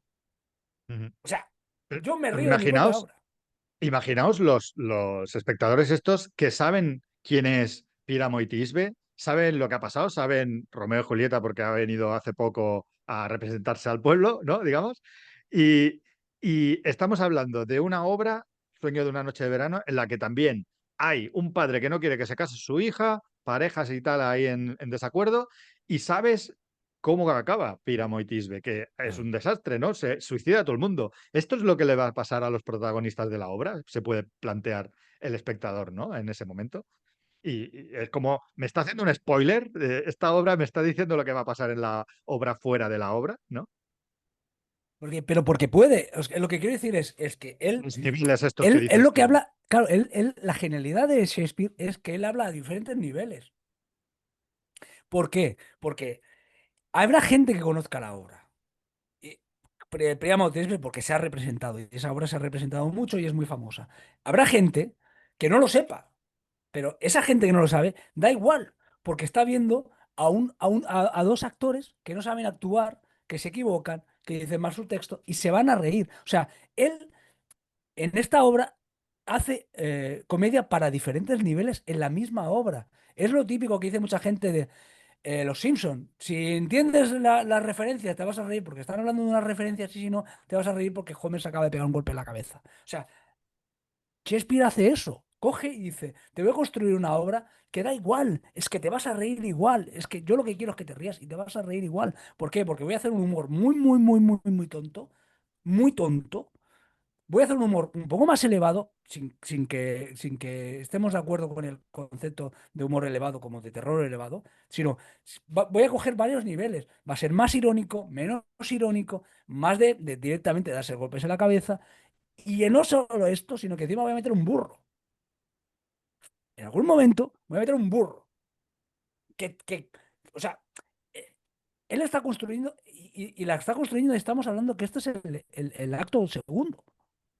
O acabando el primero o no empezaron ni el segundo. O sea, él ya está construyendo. O sea, dedica todo un acto a construirte y a construirte y a construirte. Y cuando tú creas que él sabe dónde está, te va a decir, no, no, no, no. De esto va la obra. Ujú. Bueno, pues pasemos un poco a los actores, ¿no? Tenemos a Pedro Cuña, que es el que asigna los personajes a cada uno de los actores, que es el Ujú, carpintero, y le dice, Camilla, tú, que eres el tejedor, harás de Píramo, el amante este que se quita la vida y tal. Y él es Jim Cagney y se pone a hacer un monólogo. Yo preferiría hacer de villano, de Hércules, ¿no? Y se va ofreciendo todo. Quiere hacer todos los papeles. Ya veremos que más adelante quiere hacer sí. todos los papeles. Y James Cagney hace un papel aquí que, bueno, lo conocemos más por hacer tipos duros, ¿no? Mafiosos, De ¿no? gánster, de gánster. El Mm. enemigo público, etcétera, ¿no? También ha hecho musicales, como hemos visto, que lo he referenciado antes, ¿no? Entonces, tiene mucha versatilidad y aquí, pues, está también en su salsa haciendo personajes de Shakespeare que Sí. tienen Claro, mucha a variedad, ¿no? nosotros nos puede extrañar menos porque, claro, al verlo todo desde otra perspectiva, si tú has visto un 2 3 la película esta de Billy Wilder que hace de risa, pues te puede extrañar Ujú. menos que John Carney haga este personaje. Pero este personaje, él lo hace, él es un gángster, un tipo duro gángster, o sea, eh, Prototipo, sí, sí. claro, es que está bien porque y es muy cómico. O sea, realmente aquí lo bueno, me reitero, es que la obra de teatro juega una baza que también juega la película. La película juega todo el rato la misma baza. ¿Por qué? Porque el humor que utiliza es un humor que aunque han pasado 300 años, o 300 y pico años, eh, sí que tiene el mismo sentido. O sea, sigue siendo igual de gracioso porque los actores lo hacen muy bien. Logran transmitir la idea originalmente. Entonces, eso realmente, ahí es donde está realmente la grandeza. La grandeza de Shakespeare es que 400 años después sigue siendo gracioso y la grandeza de los actores es que cogen la esencia del personaje y lo saben transmitir muy bien. Ujú.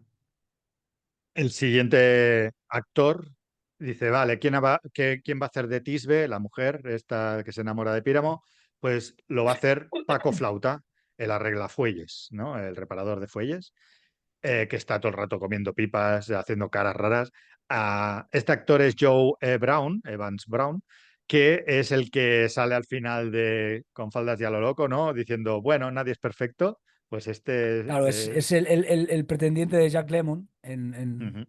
en Confades a lo loco. Y además tiene una cara muy cómica. No Sí, deja de sí, hacer es que gañotas, es una especie como Jim Carrey.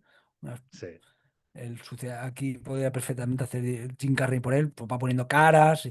Claro, Ujú. tiene la comicidad de que se viste de mujer y durante mucho rato estará vestido de mujer. Claro, eso en el teatro de Sabelino no era tan gracioso porque eso lo hacían normalmente. O sea, ¿qué es lo que pasa? Que cogieron un personaje o un actor que tuviera cara de hombre, que fuera muy claramente un hombre. O sea, en ningún momento se pretende que sea una mujer. Entonces, normalmente lo que hacía Shakespeare era coger personajes eh, que, que, que no le daban, cuando hacían un drama, evidentemente, a este actor no le darían nunca hacer de Julieta porque tiene una expresión muy masculina, pero en cambio aquí aprovechan y le dan personajes que lo aprovechaban para decirle, bueno, este actor apenas tiene texto, ahora voy a empezar a darle texto. O sea, le voy a dar un texto bastante grande porque normalmente no puedo dar tanto texto. No solo eso, sino que este Mm. actor, Joe Brown, resulta que no le gustaba hacer de mujer, aparecer vestido de mujer. Y esto, el director de la obra, de la película, lo aprovechó diciendo, vale, tú estás incómodo siendo mujer, pues es precisamente eso lo que quiero que representes en la pantalla, ¿no? ¿Qué hago yo Claro, aquí vestido de mujer? Y queda muy bien, es que es eso. Es, claro, es uno de los personajes que más reírte puede hacer en la película, ¿eh? sí.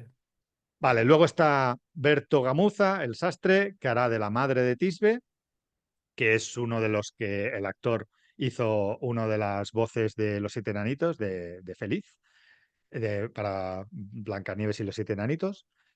Tomás Soplete, el calderero, hará del padre de Píramo. Pedro Cuña, que es el que reparte los papeles, hará del padre de Tisbe. Ensamble Lebanista hará de León, ese león que persigue y que parece que mata a alguien, pero que no y tal. Y bueno, pues han repartido todos los papeles y quedan para ensayar en el bosque, porque no quieren que los demás actores que están preparando obras los vean, entonces lo quieren preparar en el bosque lejos de la ciudad para que nadie les copie, ¿no? Entonces ya vemos que tenemos a los amantes que han quedado en el bosque porque se van a ir, y a estos actores que también van a ir al mismo bosque, ¿vale? Y ahí ya lo tenemos todo montado. Vamos al bosque, es de noche, hay niebla, y como es de noche, se empiezan a despertar los seres mágicos estos del bosque, ¿no? Eh, Veremos a Puck, a unicornios, a figuras blancas que danzan, que se suben por la niebla en el cielo. Hay efectos especiales que están muy bien en este tramo. Mm. Eso que decíamos, ¿no? De que es mágico, ¿no? En esta película blanco y negro queda fenomenal esto, ¿no? Y ya te sitúa en este mundo mágico que es lo que pasa en los bosques por las noches. Y vemos al niño este, a Puck, que es Mickey Rooney, que es el que hacía de Puck en la obra de teatro, y que lo hace aquí genial. Eh, hay una, hay una curiosidad y es que Mickey Rooney se fue a deslizarse en trineo en California y se rompió la pierna a mitad de la producción. Y entonces, como era demasiado costosa esta producción, no se pudo retrasar y tuvo un doble para las secuencias de correr, saltar y tal, y se tenía que ocultar que tenía la pierna rota, con las hojas o metiéndose en agujeros. Lo veremos salcando siempre la cabecita de un agujero o algo porque realmente Mickey Rooney no podía hacer todas esas acrobacias, ¿no? Vale. Y luego, aparte de Puck, este duendecillo que hay, tenemos a un hada, que es la asistente de Titania, que ya veremos más adelante, que están aquí, que el niño Puck le dice que se tiene que, normalmente se encarga de meter miedo a las chicas en la aldea, que es un bromista, que está haciendo siempre trastadas, ¿no? Y que hace bromas para que Oberón, que es su jefe, se ría. O sea, Puck es el asistente de Oberón y el hada esta es la asistente de Titania, que son la pareja, ¿no? De dioses que hemos hablado antes. Y que, como tú has dicho, Oberón ahora está furioso con Titania porque Titania tiene un hijo, bueno, tiene un niño, un rey indio, que le han ofrecido en su honor, ¿no? Y ahora lo tiene y está súper encaprichado con este niño, Titania, y Oberón está celoso, lo quiere para él al niño, y bueno, pues ahora hay pique entre Titania y Oberón. Ahora que hablamos de Titania y Oberón, yo creo que es momento en el que suelte mi rollete relacionado con la astronomía, porque resulta que Urano tiene 28 lunas y muchas de ellas están nombradas después de obras de estas de William Shakespeare, también de poemas de Alexander Pope, pero en las dos lunas más grandes, Titania y Oberón, que fueron descubiertas por William Herschel, su hijo, unos años después, les puso el nombre de personajes de la obra de Shakespeare, que era anterior, claro. John Herschel, el hijo, puso el nombre en 1852, ¿vale? Y estamos hablando de 1600, ¿no? Para Shakespeare, pues ya era súper conocido, El sueño de una noche de verano, y puso en su honor de esta obra Oberón y Titania a los dos satélites más grandes, los del rey y la reina de las hadas de esta obra. Entonces, esto empezó una tradición y entonces, un siglo más tarde, Gerard Kuiper, en 1948, descubre otra luna que la llama como Miranda, que es la hija del mago de la tormenta de la obra en la que se basa, ¿no? Miranda. Hay otra luna también que se descubrió en 1985 por la nave Voyager 2, y que también en esta obra, perdón, a esta luna nueva descubierta se le puso el nombre de Puck, otro personaje que estamos viendo aquí, ¿no? Y no queda ahí solo la cosa, no solo tienen nombres las lunas, sino que los cráteres y las montañas que se descubren en ellas también tienen nombre de personajes de Shakespeare. En Oberón, en el satélite Oberón, podemos encontrar cráteres con el nombre de Marco Antonio, César, Hamlet, Lear, Macbeth, Otelo o Romeo, ¿no? Y también hay otras lunas que tienen el nombre de Desdémona, de Julieta, eh, etcétera, ¿no? Entonces, vemos que tiene mucha influencia en la astronomía a las obras de William Shakespeare y yo creo que era aquí el momento en el que se tenía que mencionar esto, ¿no? am, la relación que hay entre lo que nos evoca la literatura y lo que nos evoca también los mundos que descubrimos en nuestro sistema solar o más allá, ¿no? Vale, pues entonces lo que vemos es a Puck, que se reúne con su ama, la reina de las hadas, esta Titania, y están hablando con ella y Puck avisa que llega Oberón y todos huyen despavoridos. Oberón sale vestido de negro, muy solemne, ¿no? Y reclama al niño para que sea su paje de honor.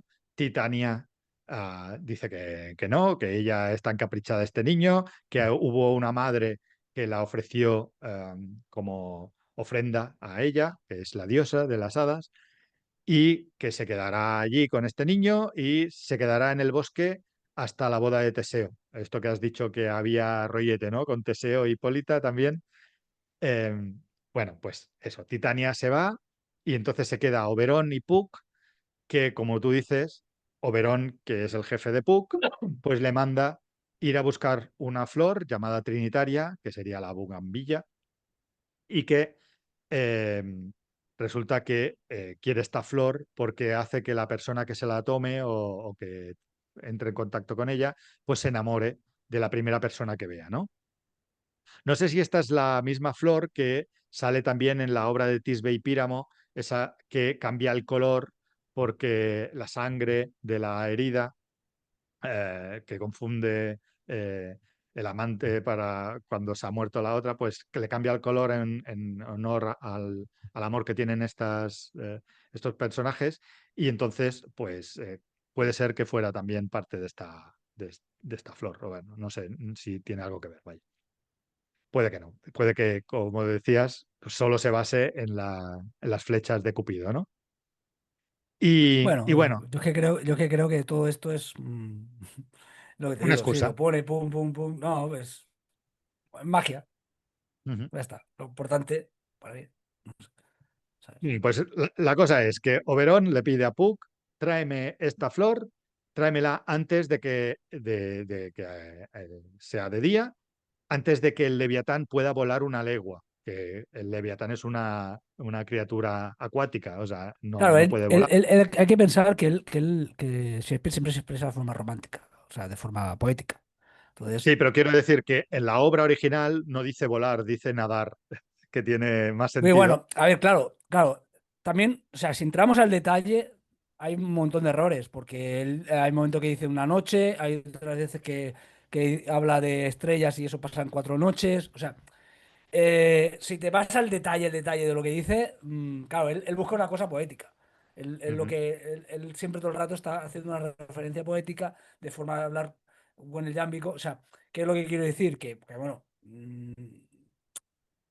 que quede bonito. O sea, él lo intenta que quede bonito, la referencia, la no sé qué, pero bueno, hay veces que el detalle, pues, no es el más bonito. Pero siendo esta obra, si te quedas y ves los versos y tal, tiene una entidad bastante bella. Lo que pasa que, claro, yo creo que la propia identidad de la obra hace que se diluya más, porque estás más pendiente de a ver qué pasa, y a ver qué pasa, ¿no? Bueno, pues lo que pasa es que Puck se va a buscar la flor y se queda ahí Oberón y de repente ve aparecer a dos personas que son Helena y Demetrio, que estos son los que no les quieren, digamos, ¿vale? Demetrio, recordemos que quiere a Hermia y entonces está yendo a buscar a Hermia y Lisandro que se han fugado, ¿no? Y Helena, que a quien quiere es a Demetrio, pues sigue a Demetrio para estar con él, ¿no? Bueno, en realidad lo que hace Elena es chivarse, Sí, que se van a porque... fugar, porque la idea que Exacto, tiene Elena es, si se lo digo a Demetrio, Demetrio va a agradecérmelo y a lo mejor enamorarse de mí no se va a enamorar, pero me va a hacer un poco de caso, que yo en realidad lo que quiero. Entonces exacto, traiciona a su amiga Hermia Ujú. para ser amiguita un poquito de Demetrio porque está bastante desesperada.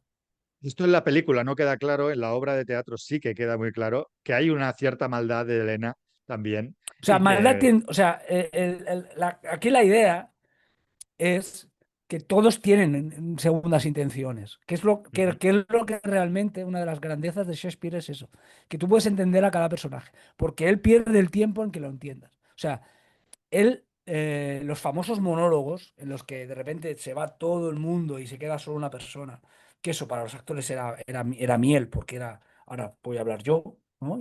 Claro. O sea, no solo es un diálogo de dime, ¿qué piensas? ¿No? Sino que voy a soltar aquí un rollo así, ¡buah! Que eso es muy shakespeariano. Sí, sí, es el solo de Eh, guitarra del rock, ¿no? claro, Necesitamos claro, esos ¿qué pasa? solos. Que estas referencias que ya se hacían, esto resulta en referencia al diálogo anterior que después cogerá William Faulkner, o sea, esta especie de voy a hablar conmigo mismo. Claro, en el teatro es muy complicado, porque el teatro no deja de ser un tío hablando de sí mismo, porque puede soltar un rollo. Pero él lo hace tan bello y tan bien que queda bien, ¿no? De hecho, es el monólogo más famoso, ¿no? Hamlet de repente dice ser o no ser, ¿no? De repente él se pone a hablar, o el inicio de Ricardo III, ¿no? Que todo está muy bonito, pero yo tengo una gana tengo una mala hostia de cojones y me voy a cargar todo este buen rollo y quiero ser rey. O sea, todas estas, él también lo construye. Eso hace que tú te explica, claro, él lo que hace es explicarte las intenciones que tiene cada personaje. Esto en una película es muy complicado, porque es parar la película para escuchar claro, primer plano de un tío, y no sé qué, no sé cuándo. Claro, como hemos dicho muchas veces, las películas, el cine, no se explica, se enseña, ¿no? Es la famosa frase de Goyo Jiménez, no lo explico, os lo enseño. Pues esto es lo mismo. Entonces, todas estas, eso le pierde matices. Lo bueno que tiene la película es que tú esos matices sí que los entiendes, los puedes ver. O sea, no te lo dicen, pero de alguna forma lo puedes intuir o simplemente Ujú, las verdaderas intenciones de ellos se verán cuando empiezan a pelearse. Cuando empiezan a pelearse y empiezan a no tener lo que ellos querían, cuando Hermia pierde el amor, cuando Demetrio se enamora de Helena, cuando Helena de repente ve que dos pesados le están siguiendo, etcétera, etcétera. Cuando hay todos los cambios, ellos empezarán a decir realmente lo que piensan. Porque claro, una cosa es cuando tú estás enamorado y quieres enamorar a otra persona y de repente la diferencia entre el enamoramiento y el amor, ¿no? Eso, llega un momento que empiezas a ser tú misma. Y cuando eres tú mismo, pues empiezas a expresarte tú mismo, ujú, que es realmente la gracia. Entonces, él lo que hace bien es si os recordáis, él ha hecho una escena en la que Hermia y Lisandro están hablando entre ellos y se han cogido la mano y todo bonito y no sé qué, porque el amor, porque no sé cuánto, esto lo hace básicamente para que cuando se peleen, que se van a pelear, porque esto es una comedia de enredo, veas lo que realmente le dice y resulte realmente cómico en la diferencia de cómo me hablabas antes y cómo me hablas ujú. ahora, porque ya veremos cómo Lisandro habla a Hermia. Vale. Ahora lo que vemos es cómo Demetrio habla a Helena. Demetrio le dice que me dejes en paz, pesado, que yo a ti no te quiero, vete ya, déjame en paz, que yo a quien quiero es a Hermia y la estoy siguiendo por eso. O sea, entonces, esto lo ve Oberón, que se había quedado ahí escuchando, el dios de las hadas, se había quedado ahí en el bosque esperando a Puck. La poción la quería para hechizar a Titania, pero dice, bueno, pues mira, esta poción de amor, aparte de unas gotitas para Titania, también le voy a dar unas gotitas a Demetrio para ver si se enamora de Helena, porque le está haciendo el feo, ¿no? Y entonces eso es lo que decide Oberón. Le dice, Claro, eh, por qué hace eso Oberón? ¿Cuál es la intención de Oberón? ¿Por qué Puck hace lo que hace? ¿No? Hay un momento que dice, Puck dice, yo me disfrazo de cangrejo y hago resonar la de esto para que se le caiga a la gente la... ¿Por qué hacen lo que hacen? Básicamente hacen lo que hacen, primero, porque son así, son como el escorpión de cuando se sube encima de la rana, que le acaba picando y dice, porque es mi naturaleza. Y segundo, porque sienten un desprecio por los humanos. Eh, como una historia, como una especie de idea que se va llevando y es un poco universal, que la tratamos con Miyazaki, la podemos ver con Kunkeiro y la podemos ver aquí, que es exactamente la misma idea, ¿no? La princesa Mononoke era los humanos cómo tratan al bosque. En Kunkeiro será el bosque animado, los hombres cómo tratan al bosque. Y aquí es exactamente lo mismo. O sea, de alguna manera, las hadas, los duendes, todos esos personajes que habitan el bosque y del que de alguna manera es un mundo, odian a los humanos y les hacen putadas porque tú me estás puteando a mí, me estás jodiendo el bosque, estás sesgando. O sea, son como una especie de enemigos. ¿Qué es lo que pasa? Que no es un drama, es una comedia. Entonces lo que hacen es ser malos, ¿no? Y es una idea que en todo el mundo está, ¿no? Que en el folclore están esos enanos que hacen bromas. Y es una idea no, usted no encuentro las llaves, pues te las habrá escondido el duende de no sé qué. O será entonces, esa idea es un poco la que sostiene Shakespeare, ¿no? Que les hacen cosas malas justamente por eso, porque son juguetones y sobre todo porque le tienen una especie de tirria. ujú. Bueno, pues ahora parecen los amantes que están enamorados de verdad, Hermia y Lisandro, que se están escapando de casa para que no les obligue su padre a casarse y tal. Entonces deciden descansar allí en el bosque y esperar que se haga de día. Y Hermia se pone a dormir Y llega Puck con la flor del amor, se la da a Oberón y, como decíamos, Oberón se guarda para Titania un poquillo y eh, se la quiere poner a Titania para que se enamore de la primera persona que vea, ¿no? Y así conseguir que le dé igual el niño indio y entonces se queda el niño, Oberón, ¿no? Pero le da también un poco a Puck y dice, mira, esto méteselo también en los ojos a Demetrio, él está pensando en Demetrio, pero le dice un ateniense, un griego de estos, para que se enamore de Helena, que la pobre Helena le está haciendo un desprecio muy malo, ¿no? Eh, y entonces dice, vale, vale, pero Puck no ha visto ni a Demetrio ni a Helena, así que estará por el bosque y buscará al primer ateniense que vea, ¿vale? Pero bueno, ahora vemos a Titania con el niño indio, le da muchos rumacos, vemos que lo quiere mucho, lo pone a dormir y se pone a dormir con ella y Oberón llega y le pone la poción esta de las flores en los ojos y cuando se despierte lo primero que vea es lo que se va a enamorar Titania, ¿vale? Y de mientras vemos a Puck que va por el bosque para encontrar a Demetrio también, pero en vez de Demetrio ve a Lisandro que está durmiendo al lado de Hermia. Los dos amantes están muy enamorados, durmiendo uno al lado del otro. Y le echa las gotas del amor a Lisandro. Vale, entonces en ese momento llega Pero es Oberón, por dice que error, que no. el Puck lo sabe perfectamente. Que aquí la gracia es que Puck lo sabe perfectamente. Aquí Oberón es que se lo dice, que te has confundido de persona. Que sí, que Puck es un cachondo y se lo pone a la primera que ve porque le da igual, No, ¿no? no, no, no, no es la primera. Es que es lo que te digo. Es que él sabe que no son esos, Ujú. pero que lo hace igual, porque le gusta fastidiar. O sea, no es un error, él no se equivoca, él se ríe. Él dice, tú me dices que haga esto, pero yo voy a hacer lo que me dé la gana, porque para él yo hago lo que me da la gana. Y no le hago caso a Verón, pero en realidad no le hago caso a Verón.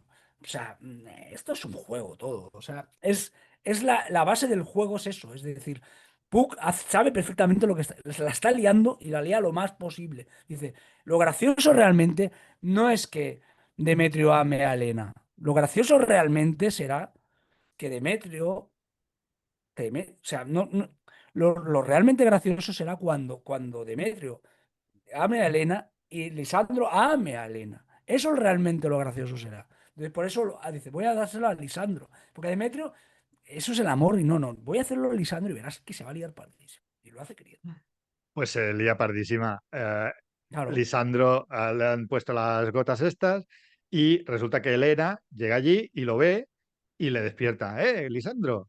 Y claro, él al despertarse se enamora de Elena y Elena dice, ¿pero qué haces? ¿Que estás de cachondeo? ¿Qué? O sea, tampoco te rías de mí haciendo ver que estás claro. enamorada si yo sé que me odias, ¿no? Claro, Dice, esa es la no, no. grandeza. Aquí realmente, fijaros la grandeza. La grandeza está que todos tienen un pecado. O sea, todos tienen un pecado. Y el pecado de Elena es no reconocer el amor. Cuando le aman, está tan acostumbrada a que no le amen, que cuando le aman, en vez de entender que simplemente se ha enamorado de ella cree que se le está tomando el pelo. Entonces, ese es su gran problema. Entonces, ya veremos que cada personaje, cuando le ocurre una cosa, lo que le ocurre, no lo entiende de la forma que lo debería entender, sino que lo entiende de una forma que le perjudica a él, Ujú. ¿no? Con Bueno, resultados pues cómicos, siempre, claro. eso, Elena, que piensa que se está cachondeando, se va y en ese momento Lisandro ve a Hermia y dice, uy, qué fea esta, ¿cómo me pude enamorar nunca de esta, ¿no? Que es tan fea, me voy a por Elena, que Elena es la que me gusta ahora, ¿no? Sí. Y, y Elena, entonces, eh, bueno, perdón, Hermia se despierta de una pesadilla, dice, ay, mira, había pensado que Lisandro me ha abandonado y resulta que no está, ¿no? Porque le ha abandonado realmente. Entonces, a Hermia le viene Demetrio, que ya sabíamos que a Demetrio le gustaba a Hermia, entonces eh, la persigue, ¿no?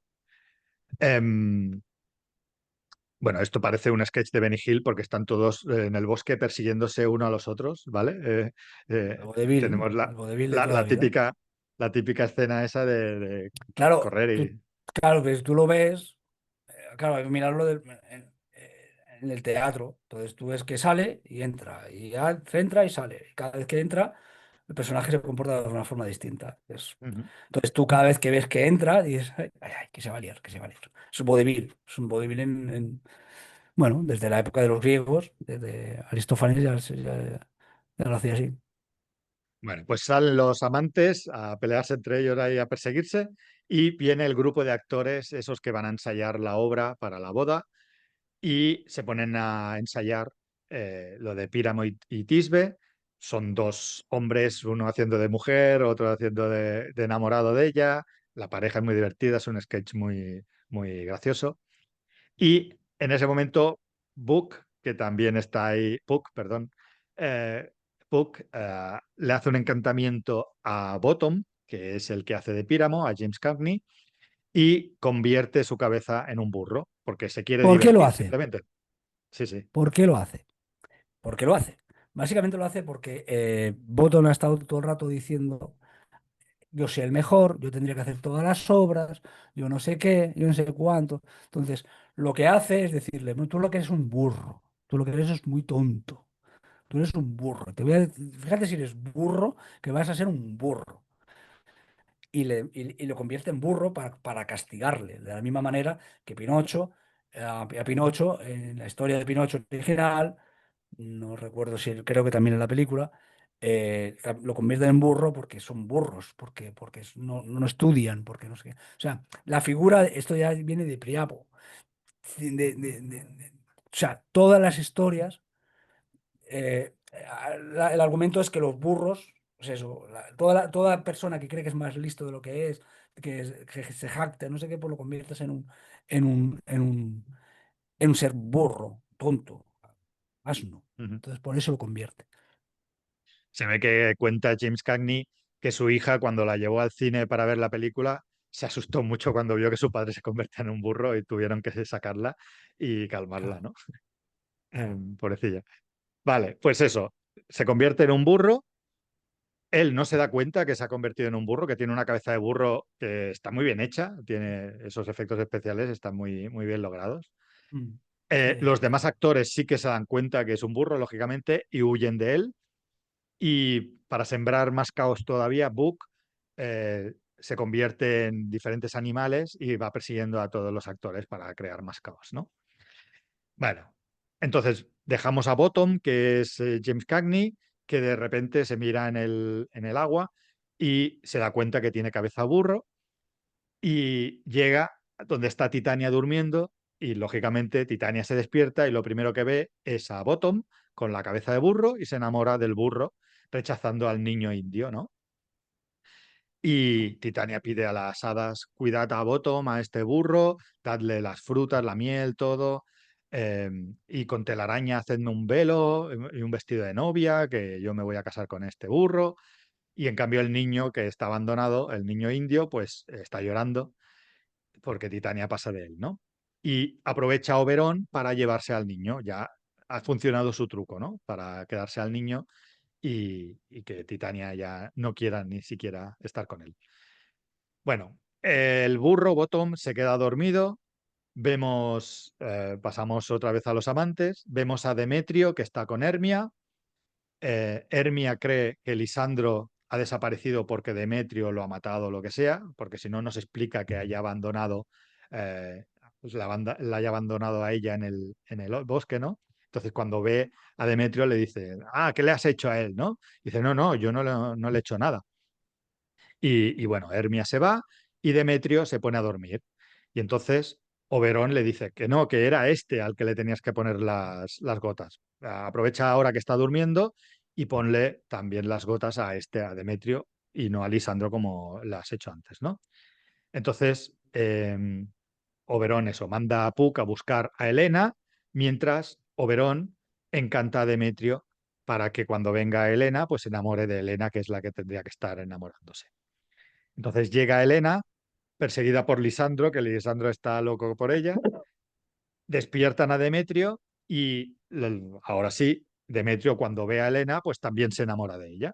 Ya son dos hombres los que van tras de Y Helena. aquí Elena vuelve a lo que siempre ha soñado, que es que le amara Demetrio, no lo Demetrio, ujú. acepta y cree que le está tomando el pelo. Y Claro, entonces, están compinchados. Es muy raro, ¿no? Que de repente dos hombres pasaban de mí antes de entrar Claro, en el bosque, ahora vayan los dos por claro. mí. Esto es una Y broma. mientras tanto, ves la rivalidad de ellos, porque ellos se van diciendo auténticas barbaridades. Y Hermia está sola, diciendo, ¿pero qué ha pasado? Ahora llega Claro, Hermia y va Lisandro pensando que todavía la quiere, pero este dice, no, no, yo te odio a ti, ¿no? claro. Y entonces todas Y las cosas que le había dicho, ¿no? Son la típica cosa, ¿no? De, ay, el bonito lunarcito que tienes aquí en la boca que me enamora, ahora es una verruga. Quita la verruga esa, ¿no? Pues viene a ser lo mismo, ¿no? ujú. Eh, todo el amor que había expresado, pues ahora lo desprecia, ¿no? Y le empieza a decir auténticas barbaridades, la quiere que se aleje, y claro, Hermia no lo entiende, no entiende qué ha pasado, y entonces empieza a culpar a Helena. De alguna manera no acepta su, su desamor, y el pecado que hace es realmente eh, pues, meterse con ella, ¿no? Meterse con Helena. Claro, se pelean todos con todos. Elena Todos. porque piensa que Hermia también está compinchada Claro, haciéndole la broma, ¿no? Hermia con Helena porque tú has hecho algo para hacer que Lisandro no me quiera. Lisandro con Hermia porque no quiere verla. Con Helena Porque porque la no le odia. quiere, porque no le Ujú, quiere. Y con Demetrio porque déjame, vete por ahí, que yo la quiero. Y dice, no, no, tú no la querías. Ah, bueno, pero es que ahora la quiero.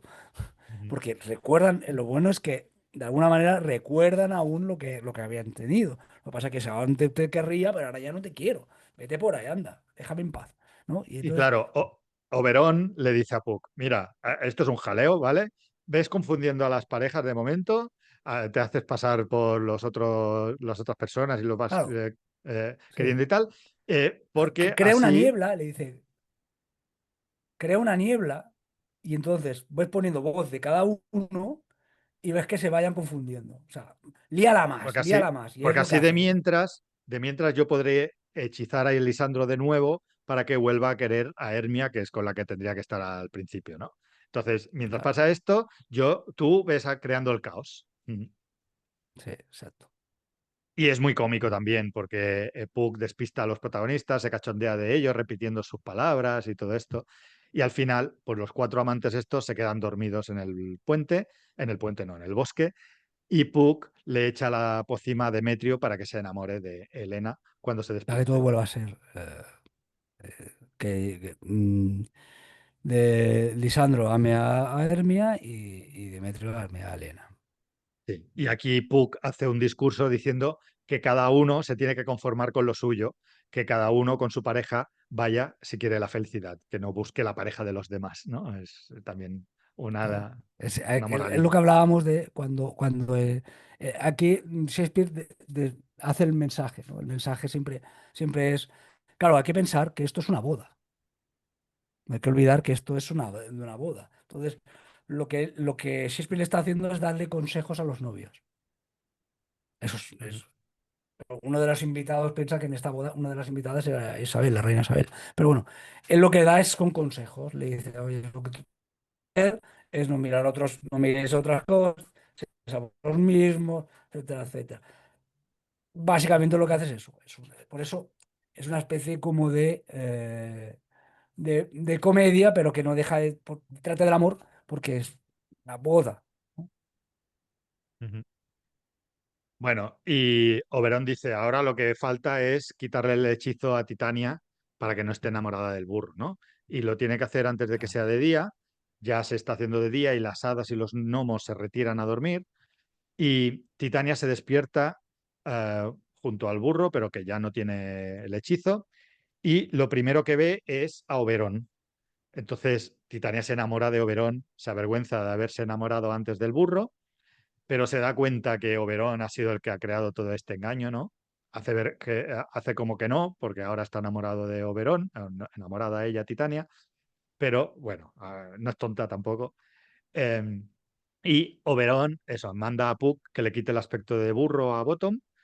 eh, y bueno, los dos dioses se van, Titania y Oberón, y Bottom recupera su aspecto normal y Puck también desaparece porque ya es de día y tal.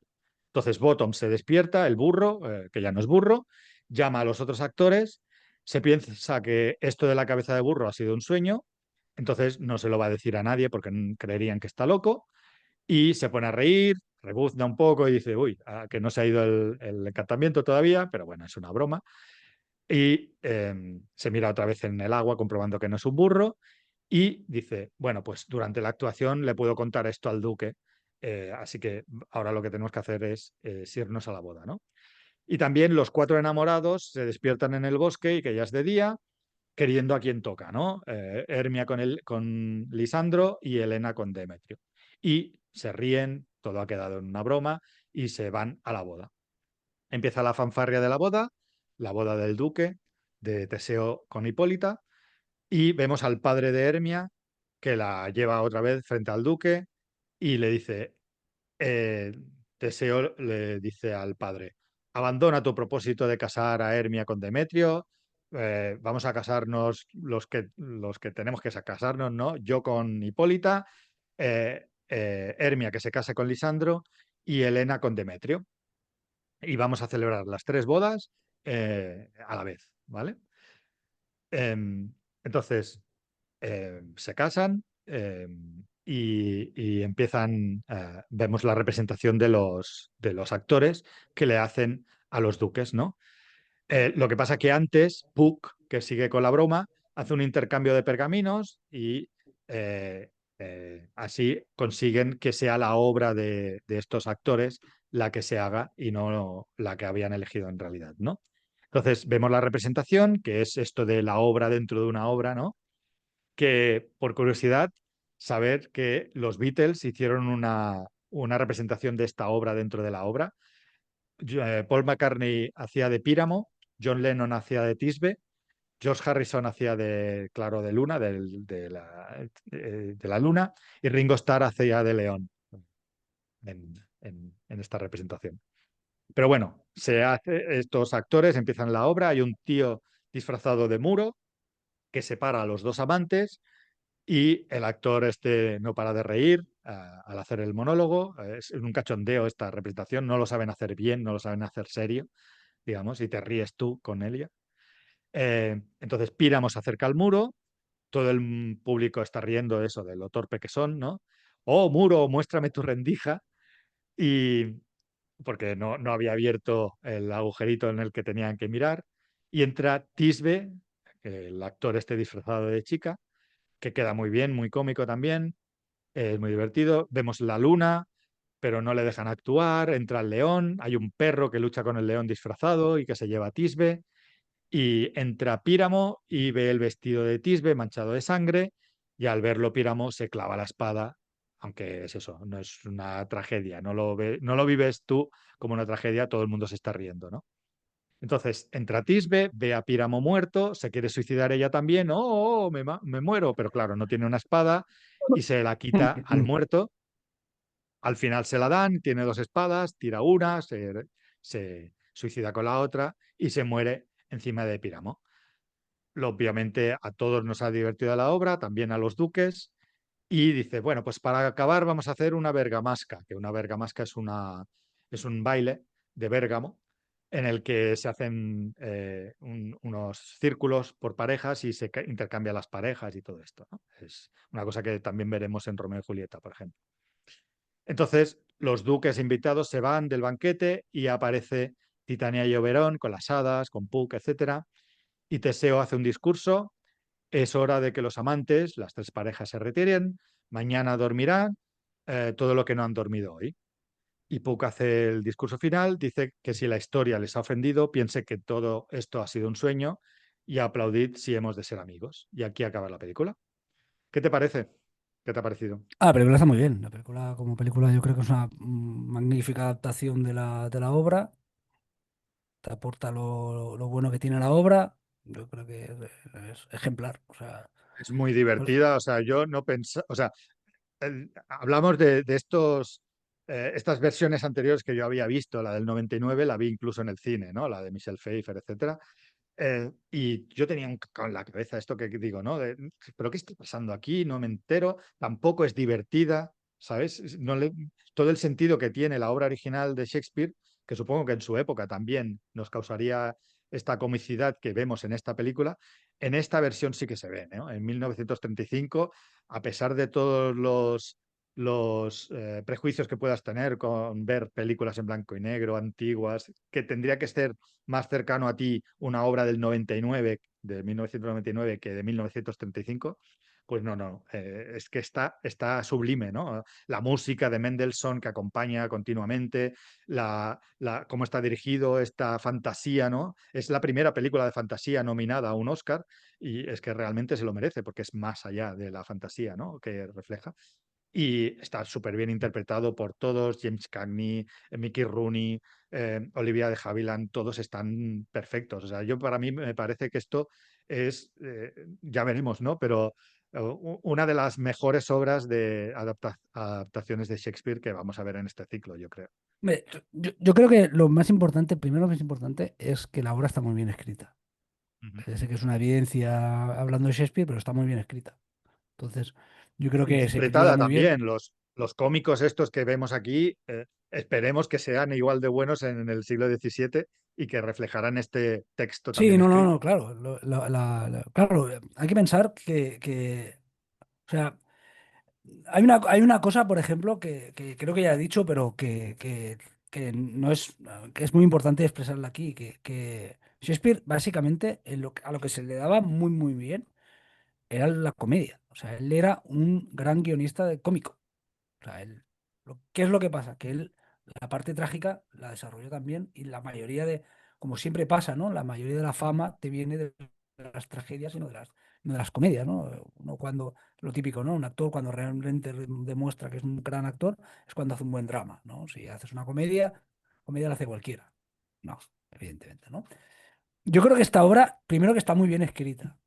Entonces, yo creo que el tipo de obra ayuda mucho a la representación,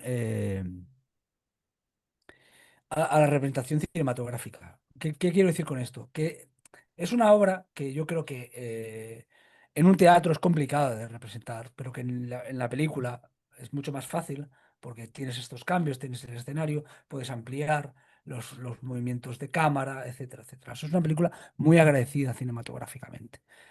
Creo que respetan realmente lo bueno de la adaptación es que creo que coge muy bien lo que realmente es importante de la obra. Ya te digo, hay muchos monólogos que los quita, hay muchas cosas que quita, porque no creo que sean importantes. Porque realmente lo que importa aquí es lo que se ve en la película. Y que muy posiblemente eh, tú puedas ver la película y si realmente te interesa más, pues te lees la obra. Pero que la obra, a pesar de contener todo lo bueno que tiene la película, yo creo que ahonda en unos temas que no hubiera sido muy ágil. Que creo que cuál es el problema de la película de la adaptación del 99. Yo creo que no entiende realmente de lo que significa. Entonces, esa necesidad que tienen de traducir, entre comillas, la obra a modernizarla, lo que hace es traicionarla. Porque esta obra yo creo que la puede entender cualquiera y la comicidad es una comicidad muy sencilla. No es una comicidad que tú tengas que tener los referentes. Es como... eh, por eso es una cosa que hemos intentado dejar claro desde el principio. Da igual quién sea Teseo, da igual quién sea Hipólita, da igual quién... O sea, aunque no conozcas las referencias, da igual, tú lo entiendes. Es un rey y otro rey y unos súbditos y unos actores. Ya está, no tienes que entender. ¿Tienes que entender lo otro? Bueno, sí, puedes entenderlo o no entenderlo. Te puede pasar un poco como me pasaba a mí con las películas de los hermanos Marx, ¿no? Que cuando de pequeño las veía y pensaba que son divertidas, y no sé muy bien por qué. La mayoría de cosas que ha dicho Groucho Marx no las he entendido porque habla muy rápido, pero me parece graciosa y a medida que voy creciendo voy diciendo, es igual de graciosa, pero cada vez entiendo más lo que dice Groucho Marx. Pues es un poco así. Yo creo que esta película responde mucho a eso. Es una muy buena comedia, muy bien dirigida, que no en ningún momento traiciona la idea de Shakespeare y que tiene lo bueno que tiene Shakespeare. Shakespeare contiene muchas más cosas que tú puedes, leyendo la obra, la tienes, pero que esencialmente, si tú no lees la obra, pero ves esta película, yo creo que tú puedes decir que es que conoces Sueño de una noche de verano perfectamente. Ujú. Bueno, pues si te parece, yo propongo que la siguiente película que hagamos sea Romeo y Julieta, Sí, en sí, la sí. versión de 1968 de Cefirelli, para así poder comparar, ahora que la tenemos reciente, Claro. Sueño de una noche de Ujú. verano y Claro, Romeo y porque Julieta. el efecto yo quiero de espejos se entenderá perfectamente. Y además, lo bueno que tiene al ver esta película, si leéis la obra mejor, pero es que no quema la historia de Romeo y Julieta, aunque todo el mundo la conozca. Yo creo que es la historia más conocida. Yo creo que, yo creo que es directamente la más conocida, porque aunque no sea la más famosa, que posiblemente también, es la que se ha representado más veces. Yo creo que tiene adaptaciones, yo creo que es la que tiene más adaptaciones y la que todo el mundo conoce. O sea, si le Ujú. preguntas, Romeo y Julieta, ¿qué pasa? ¿Qué no ocurre? ¿Qué no sé qué? No sé cuánto? Te la van a saber explicar casi toda. Sí, yo creo que nos ayudará. Será la versión dramática de esta película, sí. Y nos despedimos hasta el siguiente capítulo de este ciclo de Shakespeare, Romeo y Julieta, de 1968, dirigida por Franco Zeffirelli. Nos Calidad. vemos. Muy Voy bien. a calentar Adiós, que vaya palomitas bien. y nos vemos a la vuelta. Adiós. Que vaya bien todo. Adiós. Adeu.